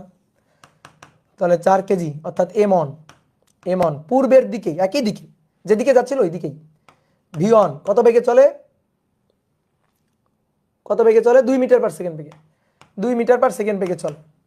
তাহলে অপরটা আমি জানি না, M2 জানি না, কত বেগে কোন দিকে যাবে আমি জানি না। তো ভাই একদিকে আঁকলেন যে, আরে জানি না তো ভাই কোন দিকে, আমি জানি না তো, তো আঁকলাম আর কি, কোনো মতে আঁকলাম। যদি এদিকে না হয়, পজিটিভ দিকে না হয়, তাহলে নেগেটিভ দিকে হবে, তার মানে উল্টা দিকে হবে, সেটা আমার মান এসে বুঝে দিবে। তাহলে এইদিকে আমরা প্লাস ধরলাম, এইদিকে তাহলে মাইনাস ধরলাম, ভেক্টর। ওকে, তো চলো শুরু করি চলো। প্রথমটা খুবই সহজ কোশ্চেন, সংঘর্ষের পর অপর বস্তু কত বেগে কোন দিকে চলবে। তার মানে ভাই V2 বের করতে বলছে। এ তো ভরবেগের সংরক্ষণশীলতা, V2 দেওয়া নেই, দেওয়া থাকলে তো ডাইরেক্ট যাচাই করতে বলতো সংঘর্ষ স্থিতিস্থাপক কিনা, ডাইরেক্ট যাচাই করো। এবার V2 তো দেওয়া নেই, তাহলে আমাদের বলছে সংঘর্ষের পরে অপর বস্তু কত বেগে কোন দিকে চলবে, তাহলে ভরবেগের সংরক্ষণশীলতা। জাস্ট সংঘর্ষ স্থিতিস্থাপক কিনা অস্থিতিস্থাপক কিনা আমি জানি না, ঠিক আছে, আমি জানি না, বাট যাই হোক স্থিতিস্থাপক হোক অস্থিতিস্থাপক হোক, সংঘর্ষ হলেই ভরবেগ সংরক্ষণশীল হবে। তাহলে V2টা আগে বের করি, ভরবেগের সংরক্ষণশীলতা খাটায়। তাহলে ভরবেগের সংরক্ষণশীলতা খাটায় যদি বের করা হয় m1, এটা 1 নম্বর করতেছি, m1 u1 plus m2 u2 equal to m1 v1, অবশ্যই আলাদা থাকতে হবে, মিলিত হইতে পারে না, m2 v2। না, মান বসে দিব, m1 এর মান 4, u1 এর মান 5, m2 এর মান 3, u2 এর মান 4, m1 এর মান 4, v1 এর মান হ্যাঁ প্লাসের দিকে 2, m2 এর মান 3, v2 এর মান বের করতে চাই। তাহলে অতএব V2, দেখো V2টা কিন্তু মাইনাস আসবে অবশ্যই, V2 থেকে তাও তো বিপরীত দিকে যাইতেই হবে। তাহলে 4 গুণ 5 যোগ 12, এটাকে বিয়োগ করব 4 দুগুণে 8, ঠিক আছে, বিয়োগ করব, সরি মাইনাস আসে না, প্লাসই আসছে, ঠিক আছে। 4 5 20 যোগ 12 বিয়োগ 8 24 ভাগ 3, তাই না, 8 আসছে, 8 মিটার পার সেকেন্ড প্লাস আসছে। তার মানে ওটাও এদিকে যাচ্ছে, এটাও এদিকে যাচ্ছে, তাহলে 8 মিটার পার সেকেন্ড বেগে গেছে, ইয়েস প্লাস, হ্যাঁ প্লাস আসছে, ঠিক আছে। যদি এমন হইতো, দেখো এমন হইতো এইটা এদিকে ধাক্কা লাগার পর এটা এদিকে আসছে, এটা যদি এদিকে আসতো তাও হইতো না, এটা এদিকে আসলে ওটা ওইদিকে যাইতো, ঠিক আছে। এটা আসলে হিসাব করে বলতে হবে, এটা আসলে হিসাব করে বলতে হবে। কিন্তু এমন যদি হয় কোনো একটা বস্তু বিস্ফোরণ হয়, তাহলে এক টুকরা এদিকে গেলে আরেক টুকরা এদিকে যাবেই, এটা কনফার্ম, ঠিক আছে। কিন্তু এখানে সংঘর্ষ তো, এটা বেগের উপর ডিপেন্ড করবে। আচ্ছা, তাহলে V2টা বের হলো, V2টা প্লাস, তার মানে এই দিকেই যাচ্ছে, প্লাসের দিকেই যাচ্ছে। এবার আসো, এবার কি বলছে আমাদের, সংঘর্ষটা কি স্থিতিস্থাপক, বলো সংঘর্ষটা কি স্থিতিস্থাপক, সংঘর্ষটা স্থিতিস্থাপক কিনা চেক করতে হবে। এইবার আমি চেক করতে পারি, দেখো এইবার বলতে দিতে পারি যে এইবার তো সংঘর্ষ হয়েছে, এটা তো একেবারে প্রকৃত সংঘর্ষ দেওয়াই আছে। তাহলে এর u1 এর মান 5, u2 এর মান 4, 1 2 8, না, সংঘর্ষ অস্থিতিস্থাপক, সংঘর্ষ স্থিতিস্থাপক না, ঠিক আছে। এবার সংঘর্ষ স্থিতিস্থাপক না, দেখো দেখেই বলে দিলাম। আর যদি স্থিতিস্থাপক হইতো তাহলে V1 V2 এর মান আমি বের করতাম। যদি স্থিতিস্থাপক হইতে হয় তাহলে V1 V2 এর মান বের করে চেক করে দেখবো যে স্থিতিস্থাপক হইতে গেলে বেগ V1 V2 কত হইতে হয়। তাহলে আসো তো 2 নম্বরটা করি। 2 নম্বর, যে স্থিতিস্থাপক হলে, স্থিতিস্থাপক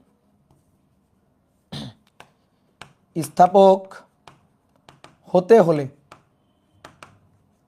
হলে V1 এর মান m1 plus m2 u1, m1 minus m2 plus নিচে m1 plus m2 u2 2m2। তাহলে এখানে মান হইতে হবে m1 এর মান 4, m2 এর মান 3, নিচে 4 যোগ 3, u1 এর মান 5।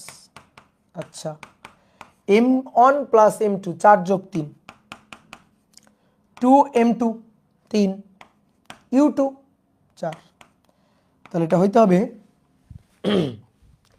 চলো চলো চলো দ্রুত করে ফেলি, 1 আর নিচে 7 আর 5, যা হবে এর সাথে যোগ হবে 3 4 12 ভাগ 24 ভাগ 7, কত আসছে ভাই 29, 29/7, 29/7 আর 4.1428 এত মিটার পার সেকেন্ড আসছে, বলো আসছে এটা, ওকে। এবার V2, স্থিতিস্থাপক হতে গেলে V2 কত হইতে হবে, m2 minus m1, m1 plus m2 u2 plus এখানে m1 প্লাস m2 আর উপরে u1 2m1। তাহলে নিচে 4 যোগ 3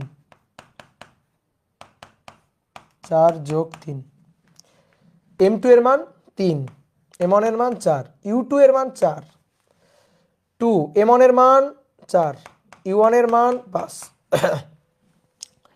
দেখি দেখি দেখি কত আসে, 3 বিয়োগ 4, নিচে 4 যোগ 3, 4,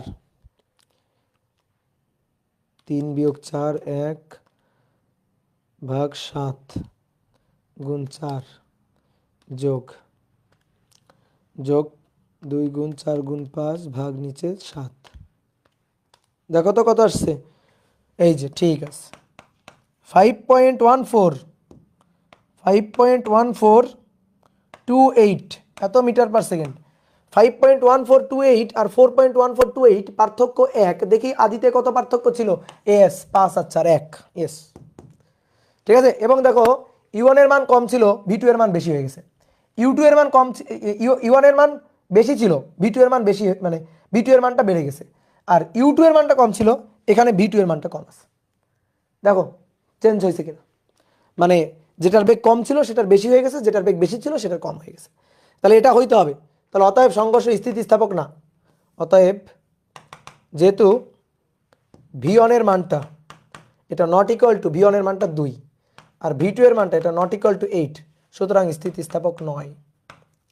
আর একটা ভাবে দেখানো যায়, কিভাবে, শক্তি সংরক্ষণশীল কিনা সেটা দেখায়। অতএব স্থিতিস্থাপক নয়, এটা দেখানো যায়। আর একটা বলছে যদি স্থিতিস্থাপক না হয় তবে শক্তি ক্ষয় বা লাভ নির্ণয় করো। এই যে এটার অ্যান্সার দিতে গিয়েও আমি দেখাইতে পারতাম যে স্থিতিস্থাপক কিনা। তাহলে সেটা কিভাবে দেখাইতাম বলো? সেটা হচ্ছে গতিশক্তি আগের আর পরের সমান সমান কিনা সেটা দিয়ে দেখাইতাম, বুঝছো? গতিশক্তি আগের আর পরের সমান সমান কিনা সেটা দিয়ে দেখাইতাম। এই তোমরা স্টিকার দিচ্ছ কেন, এই পাগল? তাহলে আসো গতিশক্তি, তাহলে 4 5 3 4, 4 5 3 4, আগে 4 5 3 4, তাহলে আগের গতিশক্তি 3 নম্বর। তাহলে আগের গতিশক্তি ই ইনিশিয়াল, তাহলে E initial half m1 u1 square half m2 u2 square. তাহলে মান বসাই, আসো হাফ m1 এর মান 4 5, 4 5 বর্গ প্লাস হাফ m2 এর মান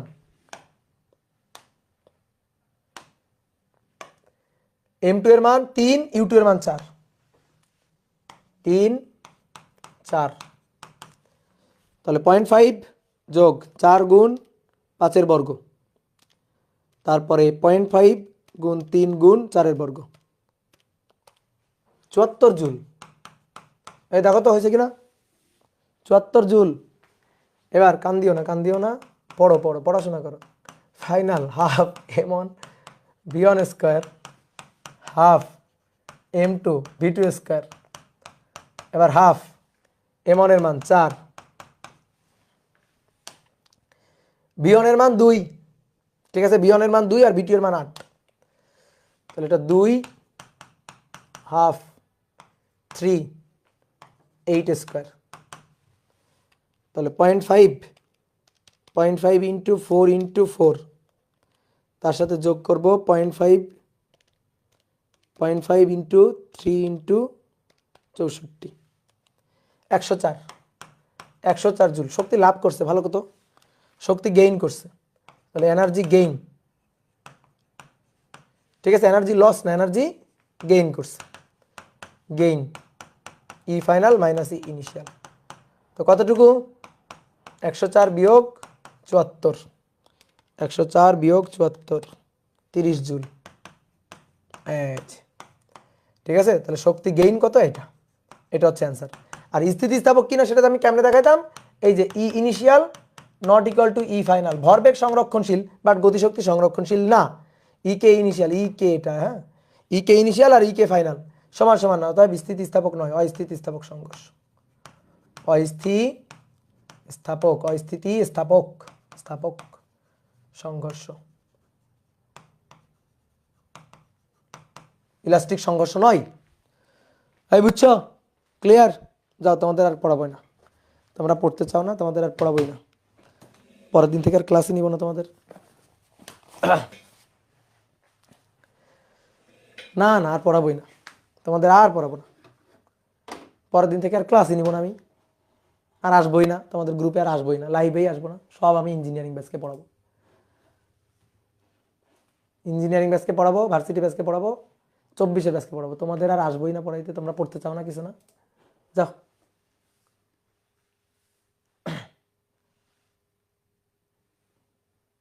না না, আমার ধরে রেখে লাভ নাই, আমার সাদাসাদি করে লাভ নাই, আমি পড়াবোই না, পড়াবোই না আর। হ্যাঁ, যতই এখন বলো আমি পড়াবোই না আর একটুও পড়াবো না, আর একটুও পড়াবো না। এখন এখন কোনোভাবে এত এত খোসামত তোষামত কোনো কিছু করে লাভ হবে না, এখন আর পড়াবোই না, মোটেই পড়াবো না এখন।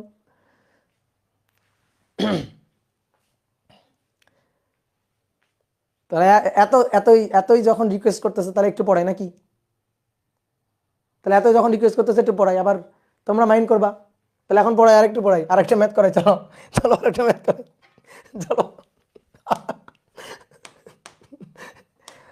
আমি কিন্তু আমি কিন্তু করাইতে চাই, তো তোমরা করাইতে বলছো, আমি কিন্তু করাইতে চাই, তোমরা করাইতে বলছো, ঠিক আছে?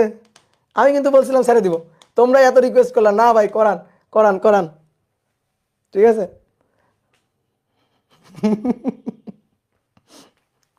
আচ্ছা, না ছুটি ছুটি, যাও, অনেকক্ষণ পড়ছো, এখন ছুটি, যাও এখন ছুটি, গরম গরম রুটি, যাও।